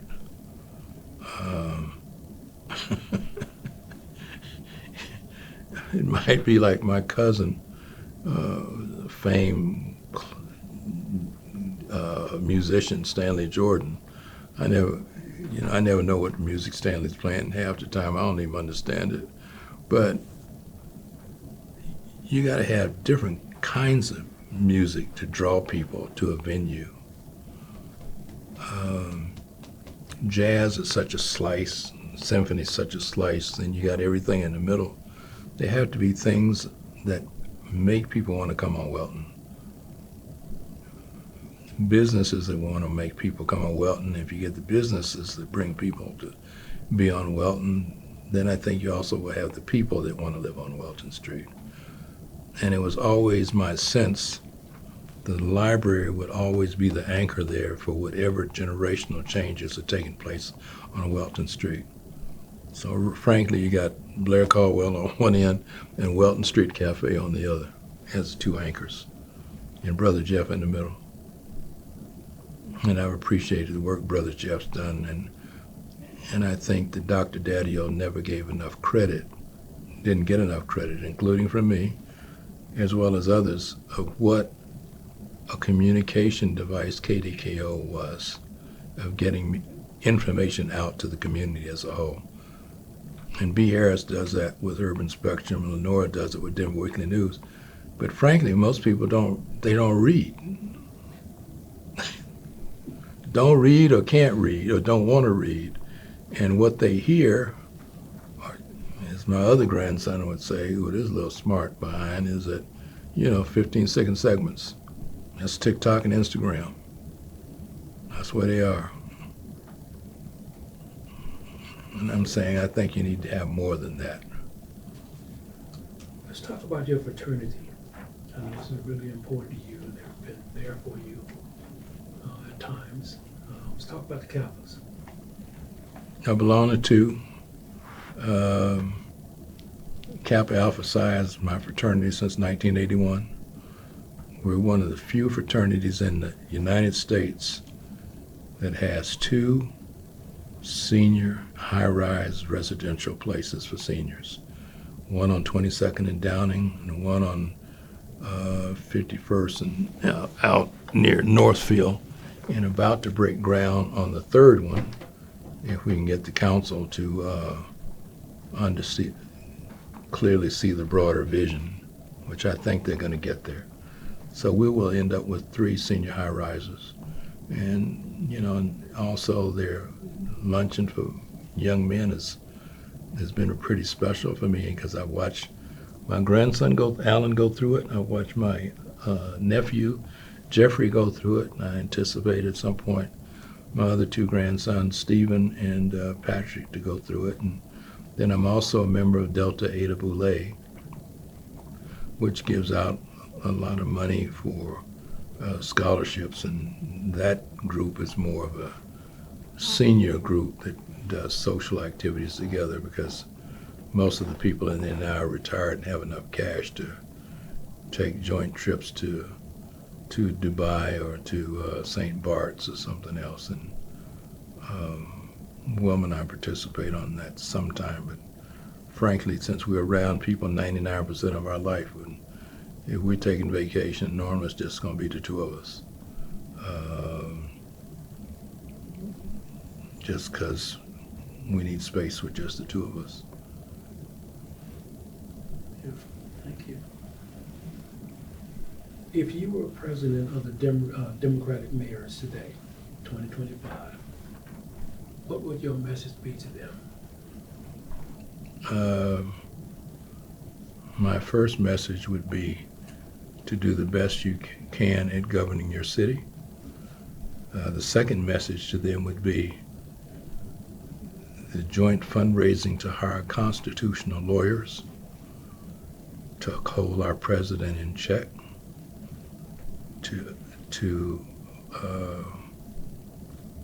support him on issues where we think he may be correct, like maybe not taxing overtime or taxing tips, and then oppose him when he wants to cut Medicaid or Social Security, and then also oppose him on his dictatorial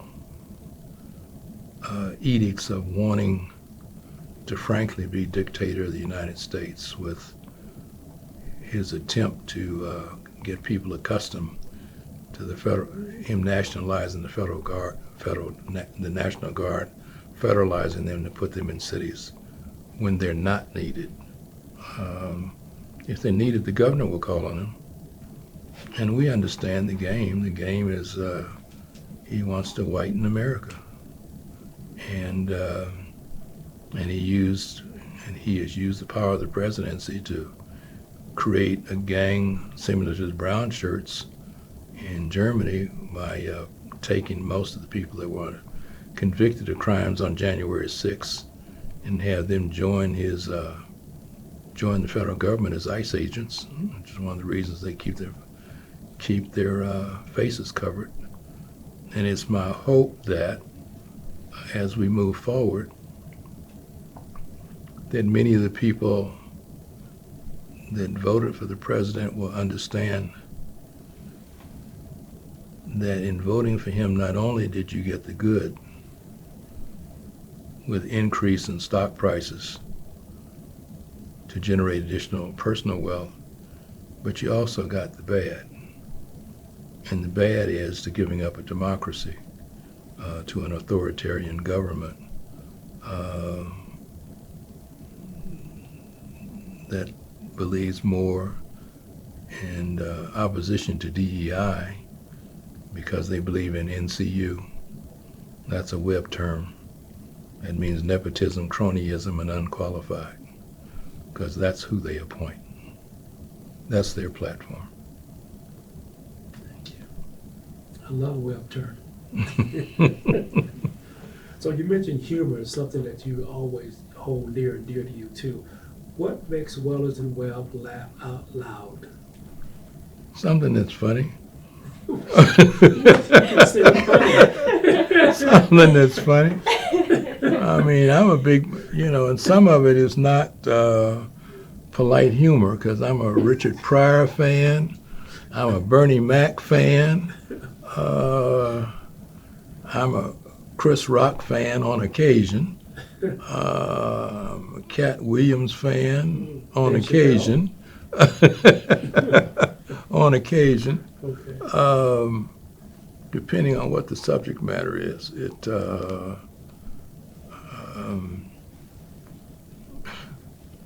Yeah, those things make me laugh.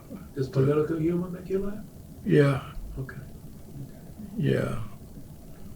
And And I use, but I mean, sometimes people don't understand. Sometimes I'm joking, I'm serious all at the same time. And they say, well, when did you know Mary DeGroat was going to run against you? And I said, when she started wearing makeup. She didn't wear makeup before she was running. And then when she started wearing makeup and started wearing that red blazer every time, I said, yeah, she's trying to get ready. She's trying to get ready. We've done things that weren't really great.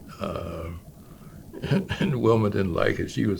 Because we used her. Me and Dan Muse, a couple others, went after Elvin right after he had hip surgery, and saying that Wilma was running against him for city council. We knew he couldn't walk because he just got out of the hospital.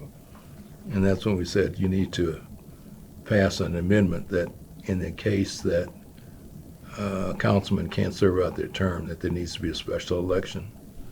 And Elvin did it, and Wilma said, I'd never run against Elvin. I said, I know that, because you see him like as an uncle.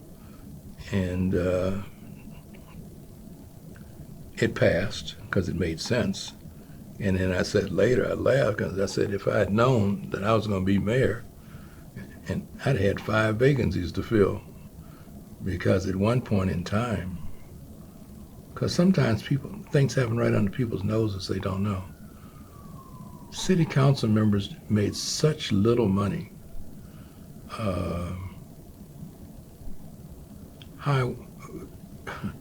Hiawatha Davis and Wellington Webb were both diagnosed with cancer about the same time. Hiawatha, I told him, you need to go check and get treated. He said, no, I believe some of this is a plot by the federal government to allow to do away with black leadership. I believe that. Stokely believes that. Dick Gregory believes that. And I said, all you Negroes are going to die for believing that shit.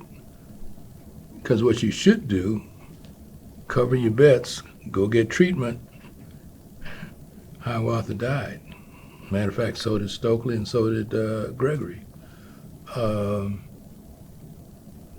I hired High to be with the city because he didn't have insurance.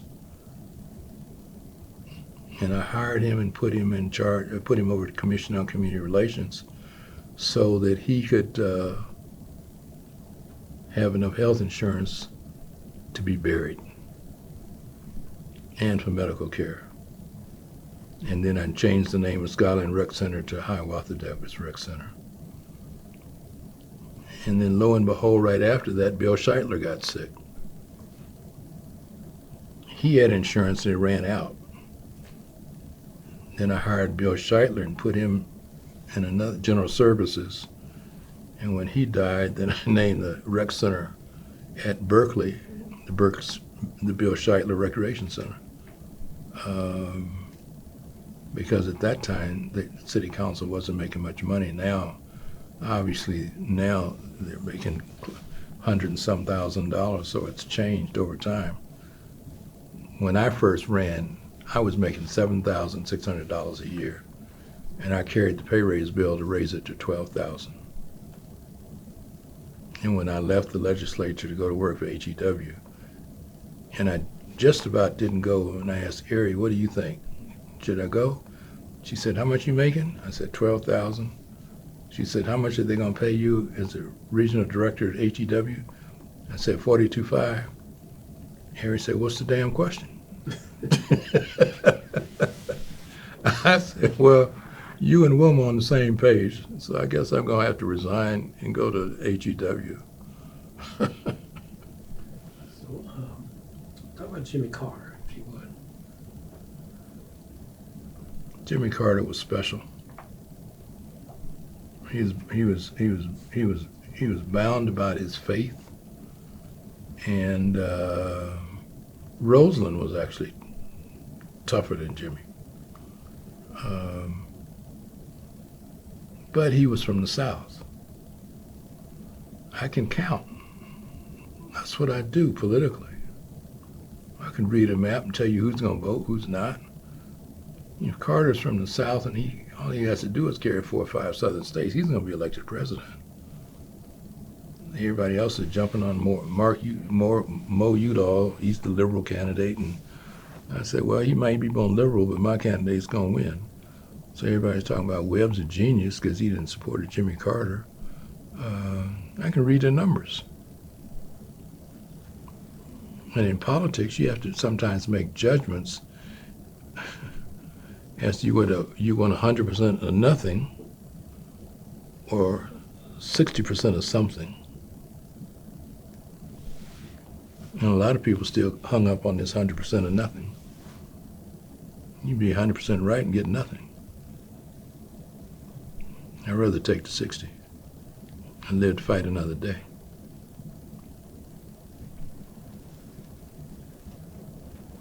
Oh, excuse me 1 second. This is kind of off, not really off the subject. This is about loves. You have a love of Westerns. I do. We share that. I do. But you mentioned something in your book, Broken Arrow. Yeah. And I told you these are all former students of mine. And I teach a class called Drama Diversity about representation of marginalized communities. Mm-hmm. And Broken Arrow was one of those positive ones, even though the actor was white that plays an indigenous person. Where did this love of Westerns come about? And you still have that love? Yeah.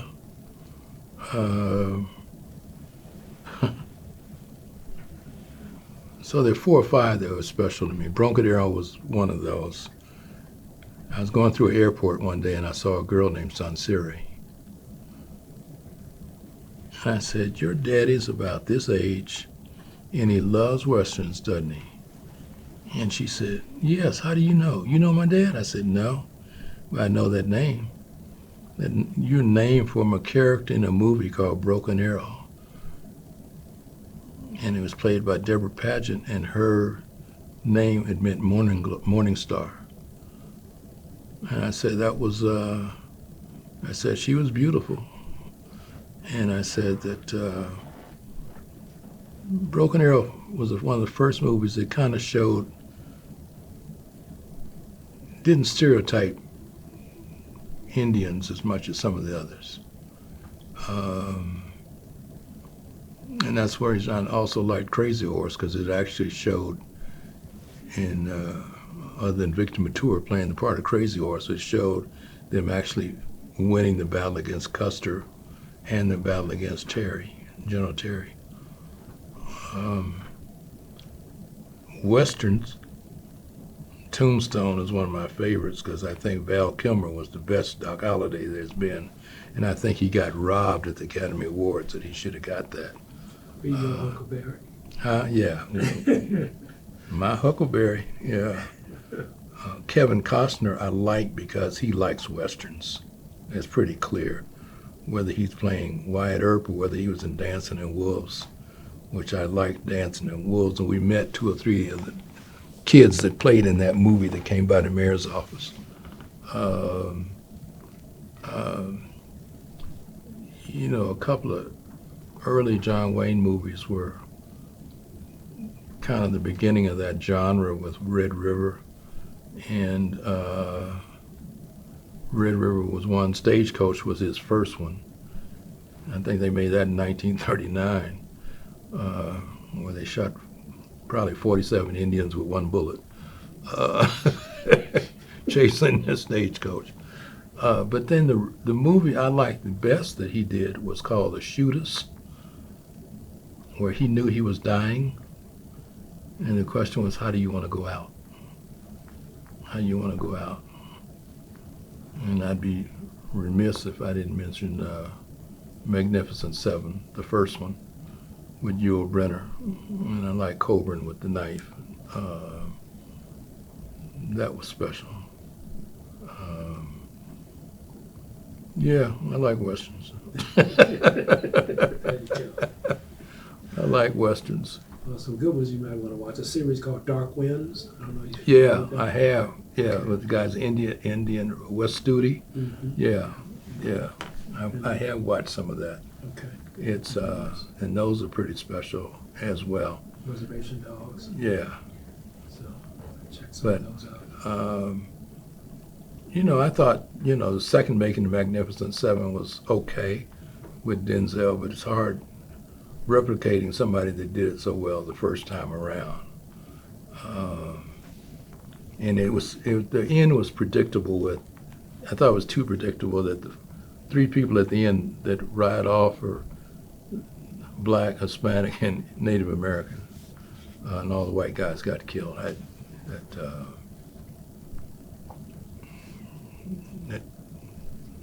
For the happy ending sort of thing that happened. That's what that was. Yeah. Okay. So let me see what else I missed. We lost everybody else. Everybody's gone. Actually, yeah, they left. Yeah. Oh, okay.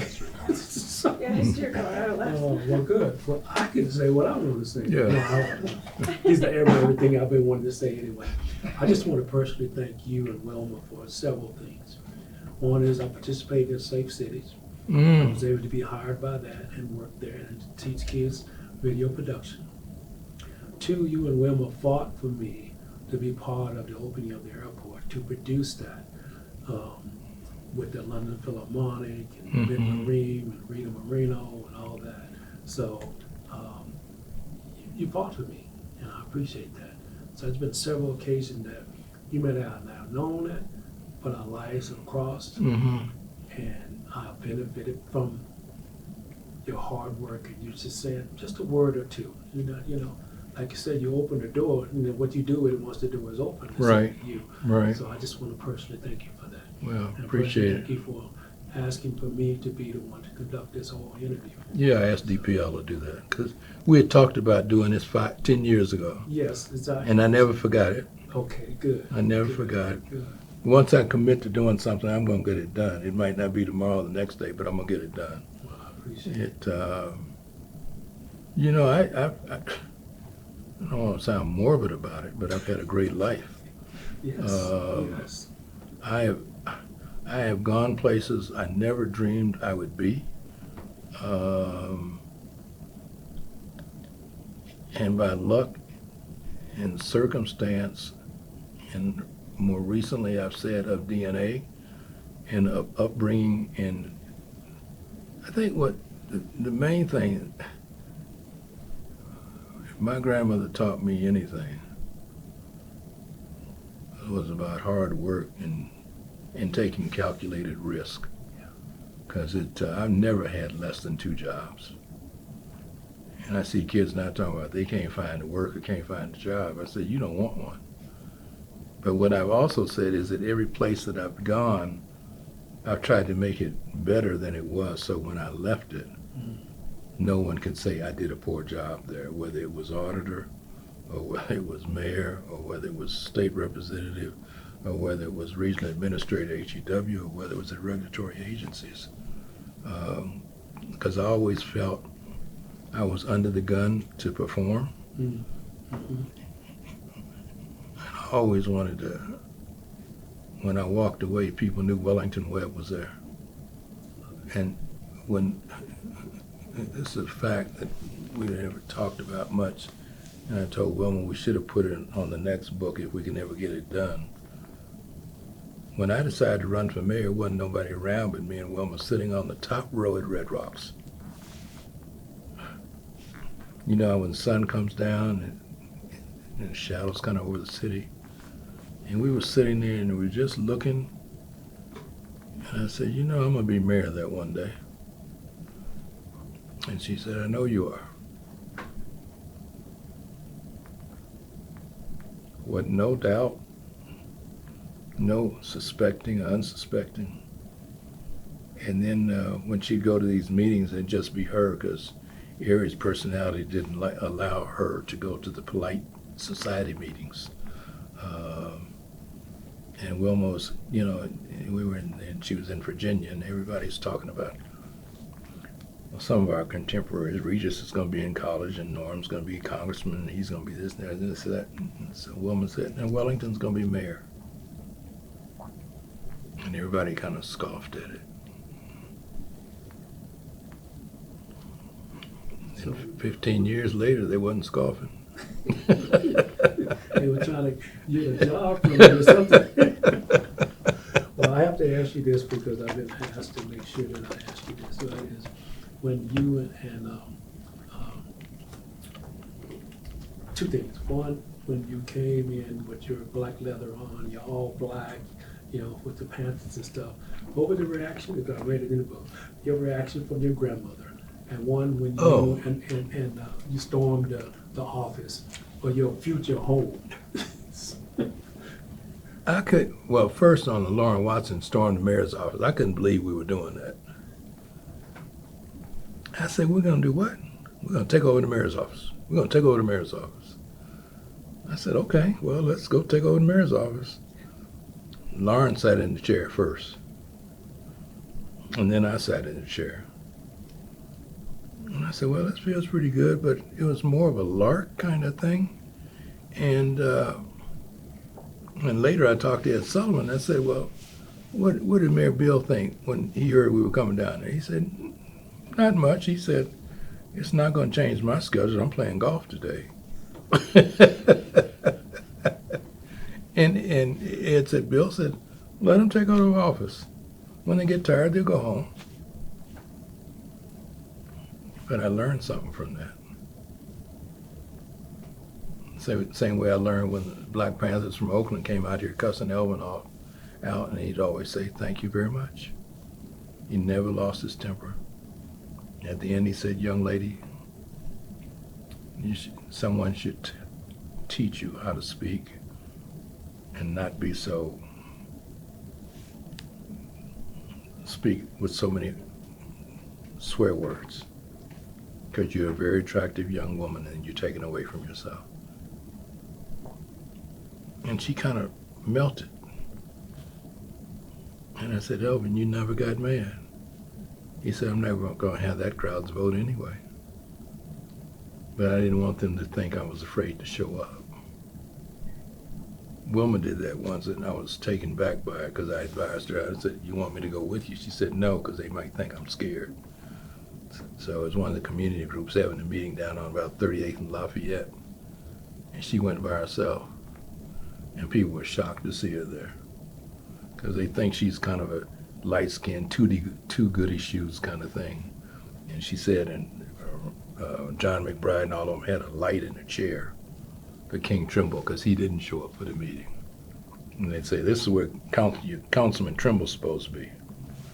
Representative Webb showed, she's here. And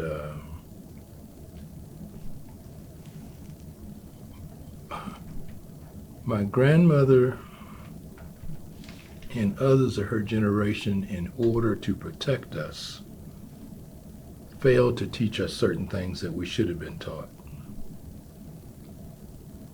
So when Joe and I came in with those black leather jackets and black shirts and black pants, I could see her, she got so angry. It was like, well, what's wrong with you? What?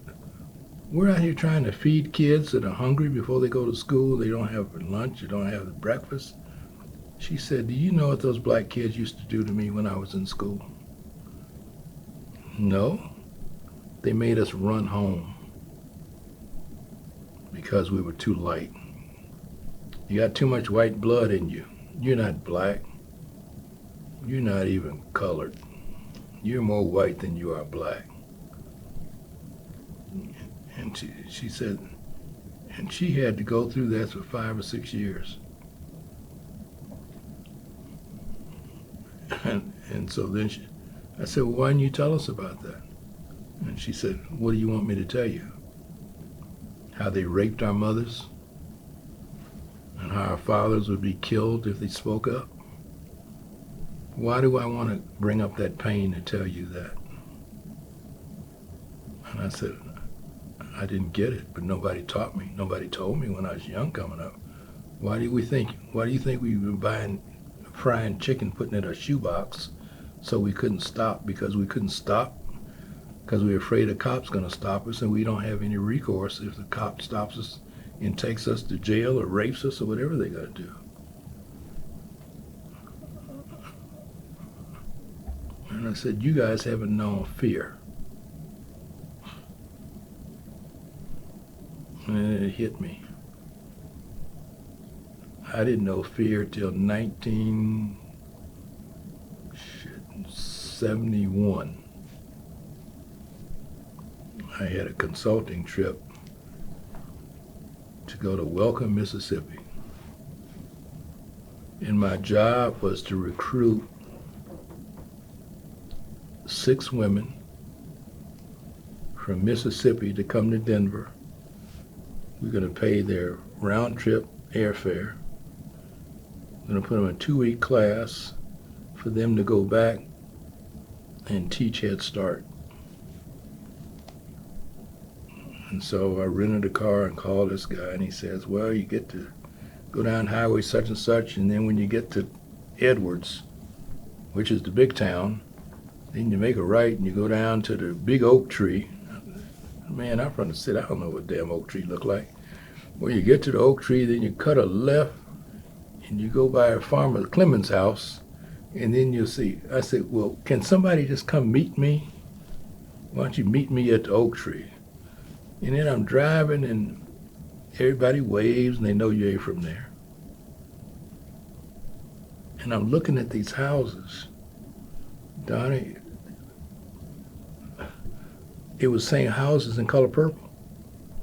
Corrugated roofs, extension cords from inside the house to the pole, to a TV out on the front porch with a rocking chair. You remember where I'm from? Yeah, I know. So, okay. Yeah. And I said, I ain't never seen this before.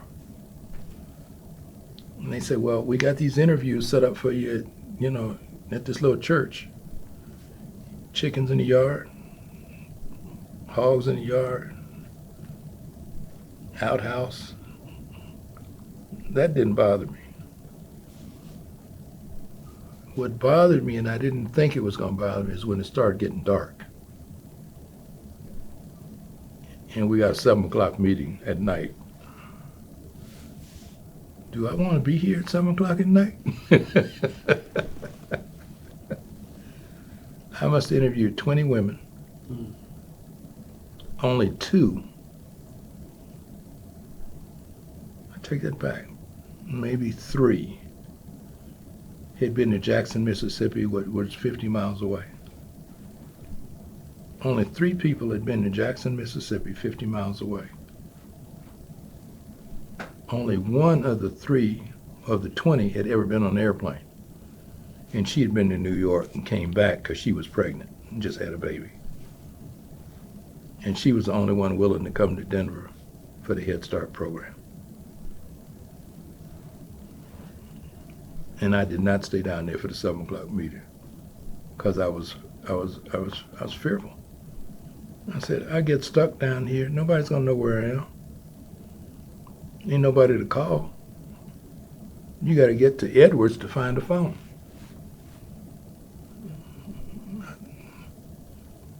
And it's dark, And it's dark really dark. and no lights. You following the road. And you already seen people go by waving at you that know you're not from there. And so later on, some of the grandkids said, you ever been scared in your life? I said, once. I ain't been scared when I had to be in a fight with people bigger than me. I said, I ain't been, but when I went to Wellington, Mississippi, was the first time I was afraid. And I said, I've been in marches, but there was hundreds of people. You know, we marching for King's anniversary in Forsyth County, Georgia, and march on Washington, all that. But that ain't fear when you by yourself. And people will tell you how tough they are. You take them, put them in the backwoods of Mississippi, or Arkansas, Alabama, or something. Then you see how tough they really are. Because that's going to be normal human behavior taking over. And I said, and I came back and I told Wilma, that's the first time I've been afraid for my life. Because if something happened to me, you'd have never found me. I'd been like Emmett Till, floating in a river somewhere. Yeah. I saw that river. I actually interviewed the person who did the first embalmment and money. My original cinematographer, Charles Carey's property backs up to the river where he was dumped. So we went down on a trip. We took 15 teenagers down there to tour all the Delta. So it was incredible. Well, my cousin, who lived in Jackson, her mother lived in Loudoun County, where Michael Swarner, Andrew Brainy, and the black kid stopped there because they were knocking on doors to register people. And then she says she remembered them coming by. And then she also remembered when the reports started coming out that the 3 of them were missing.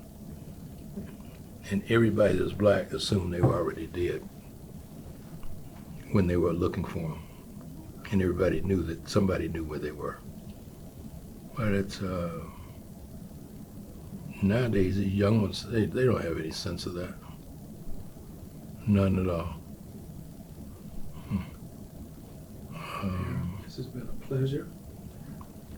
All righty. Thank you, unless you have something else. No, Anything over here? You mentioned the March on Washington. Were there some big historic moments that you had a chance to participate in that helped shape you? Well, the first one in 1963, the buses from Denver were departing from New Hope Baptist Church. I was still in school. Woman was more familiar with that because she was tied closer to New Hope. I mean, I've always tried to not be more than what I am. You know, my elementary school was great. My high school was horrible. I didn't fit in. I didn't feel comfortable. I wanted to drop. If it hadn't been two things kept me in school: my grandmother and basketball. And if I lost either one of them, I'd have probably been joining the army or something. And then after divorce and remarriage, Wilma and I went back to next March on Washington, but it wasn't exactly the same. It was more the same going to Forsyth County with white people on the side calling us names, coons and all that. But we had State Patrol guarding us to then take us from Forsyth County to get on buses to go back to Atlanta. But it wasn't exactly the same.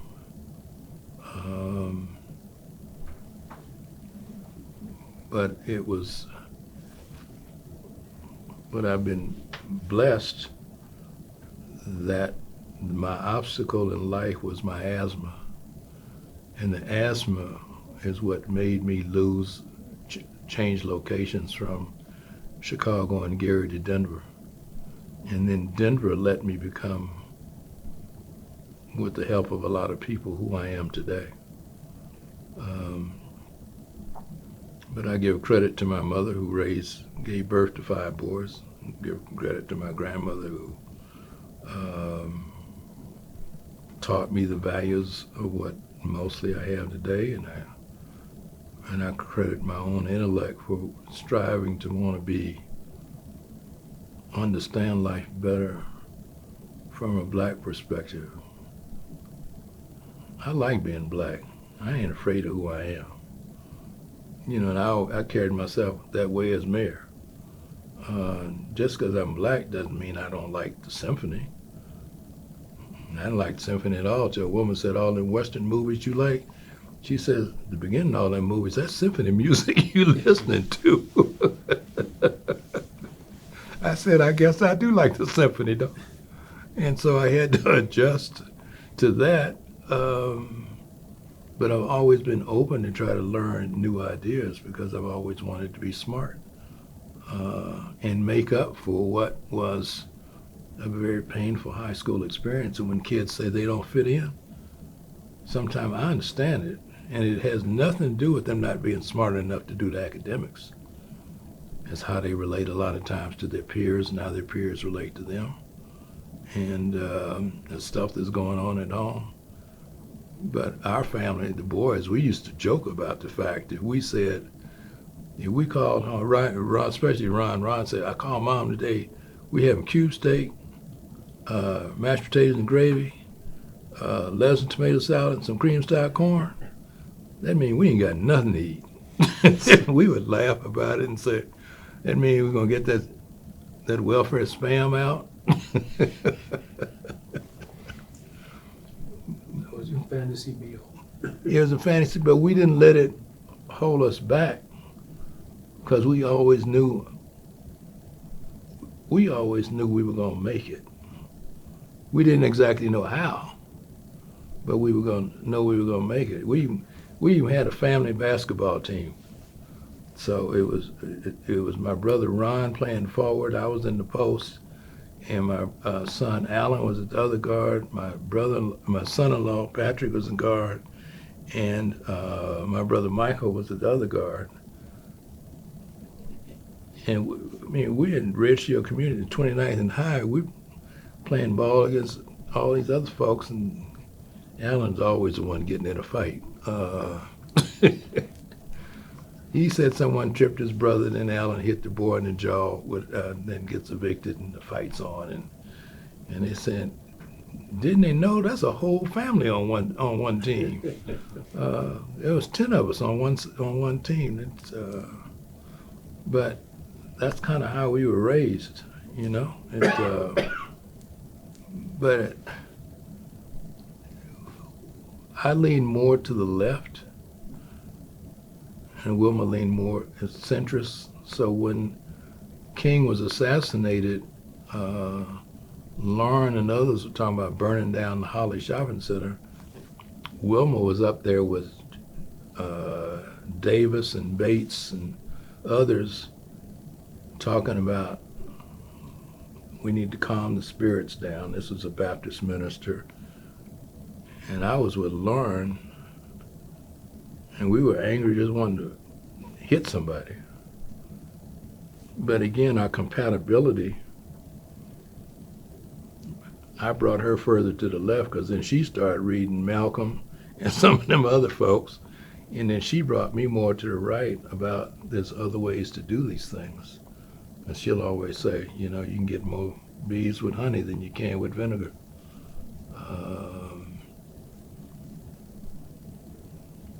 But I have no, our pain has been our kids because we think they have suffered the most by our success. And the other part of that, I don't know, have you ever thought about, I heard LeBron say it once, I'm sorry I named my kid LeBron. I got a grandson out knocking on doors, and a woman said, he was campaigning for Angela Williams, and a woman said, well, what's your name? He says, my name's Wellington Webb, and I would like to ask you to vote for Angela Williams for state senator. She said, look, you ain't Wellington Webb. And they said, yes, I am, because he's real sensitive. He's put out his wallet, getting his driver's license. And then he thought she was going to say one thing. She said something else. She said, nobody's going to name their child after a building. And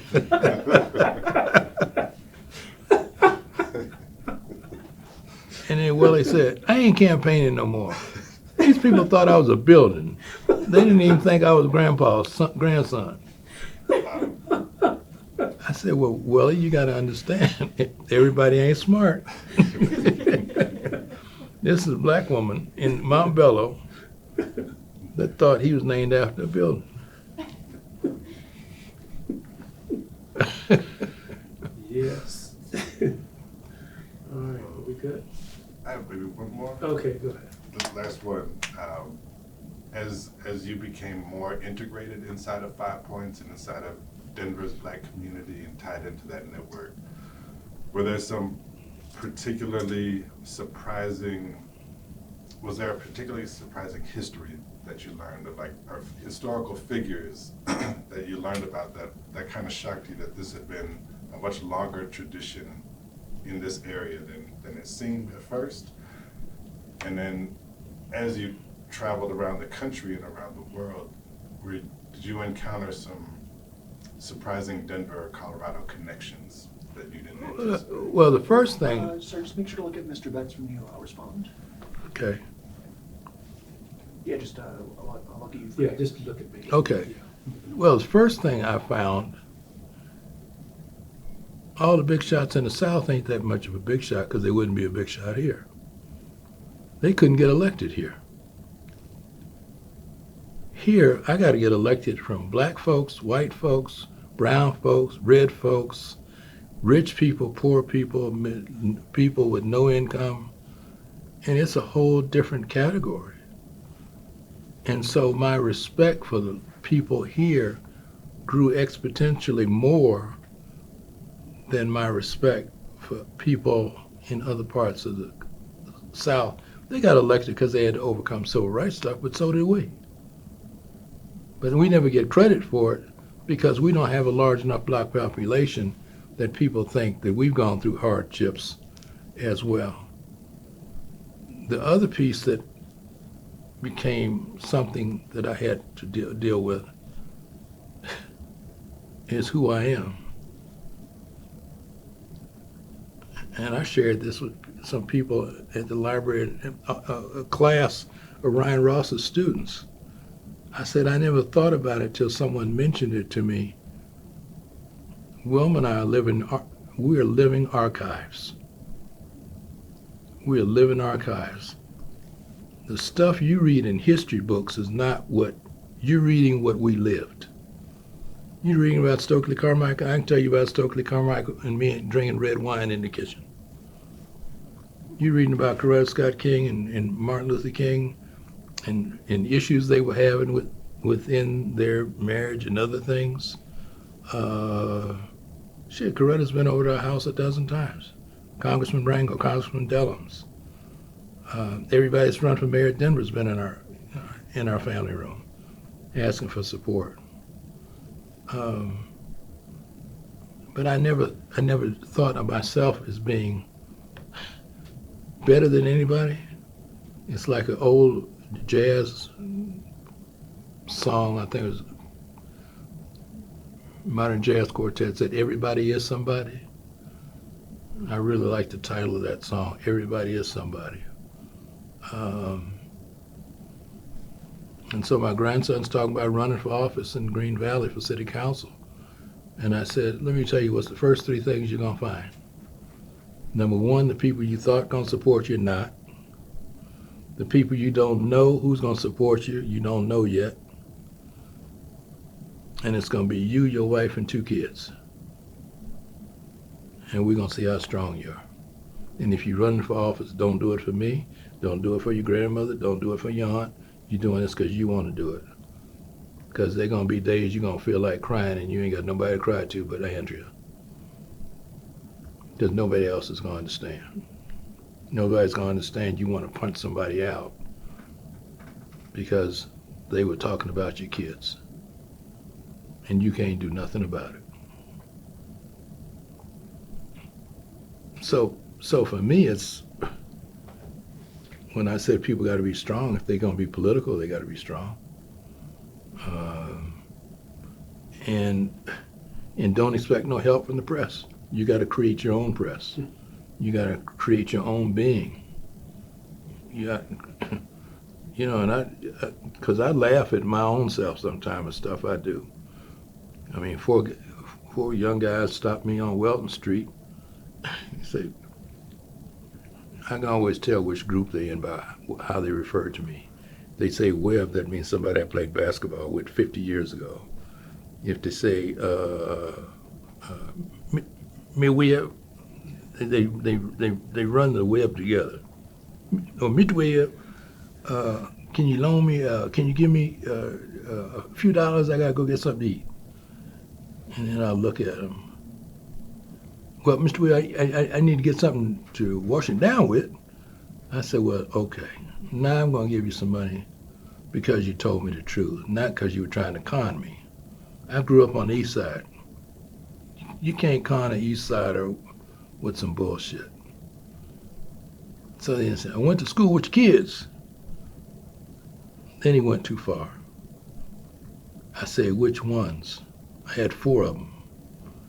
And then he told me which one. And I said, that's the wrong one. I put the money back in my pocket. And then the other one's like, Mr. Webb be cold, don't he? But they got an appreciation for me because I watched them grow up in the neighborhood. And I still live in the same neighborhood. It's, now they see Wilma give them all of them some money. And I said, I'll help you get a job. I ain't gonna give you no money. It's the difference in the 2 of us. But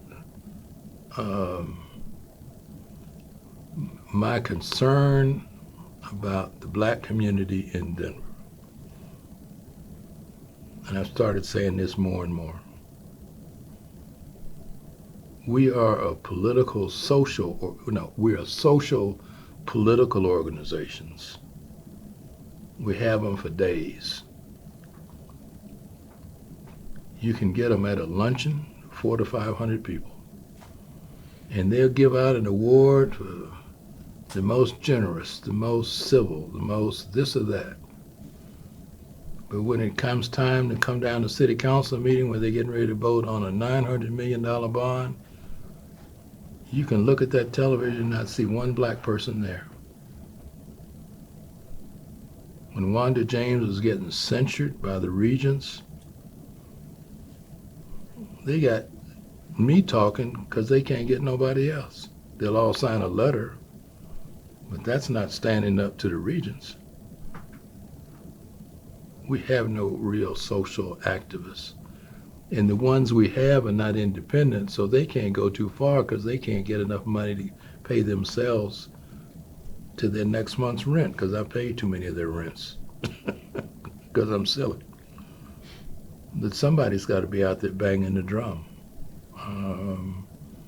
But if there's a fear I have about Denver is the assimilation of the Denver's black community, the Denver black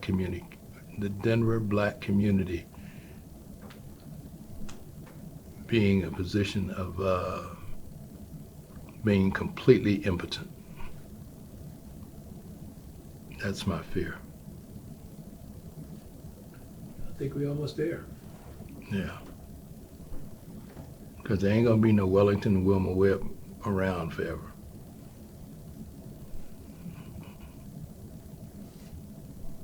Thank you, sir. Okay. I'll ask you to sign the book. Okay, I can do that. Right here. There you go. Thank you. He'll come get it for you. Okay. So you doing? Go ahead. What was that? You want to check his mic off? D-O-N-N-I. D-O-N-N-I-E. Lowercase too. It's not capitalized. Tell me again. So lowercase Donnie, D-O-N-N-I-E. Yeah, I got that. The last name is Betts, B-E-T-T-S, also lowercase. Got that. Okay. And then the rest is on you.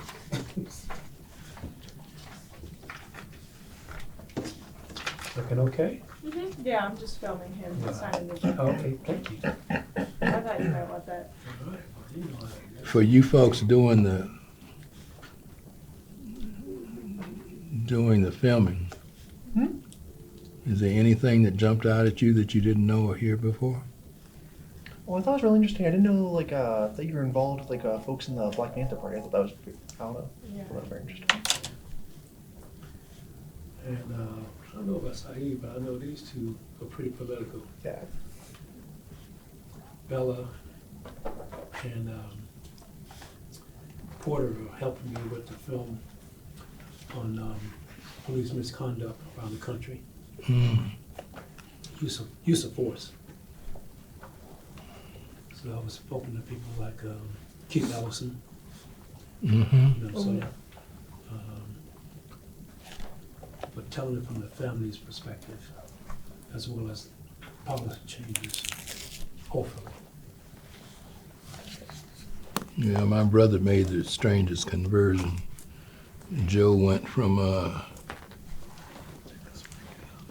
community activist to folk rehab to Denver police officer to lawyer to Jehovah's Witness. Oh, geez, it's quite the arc. Wow. That's a lot.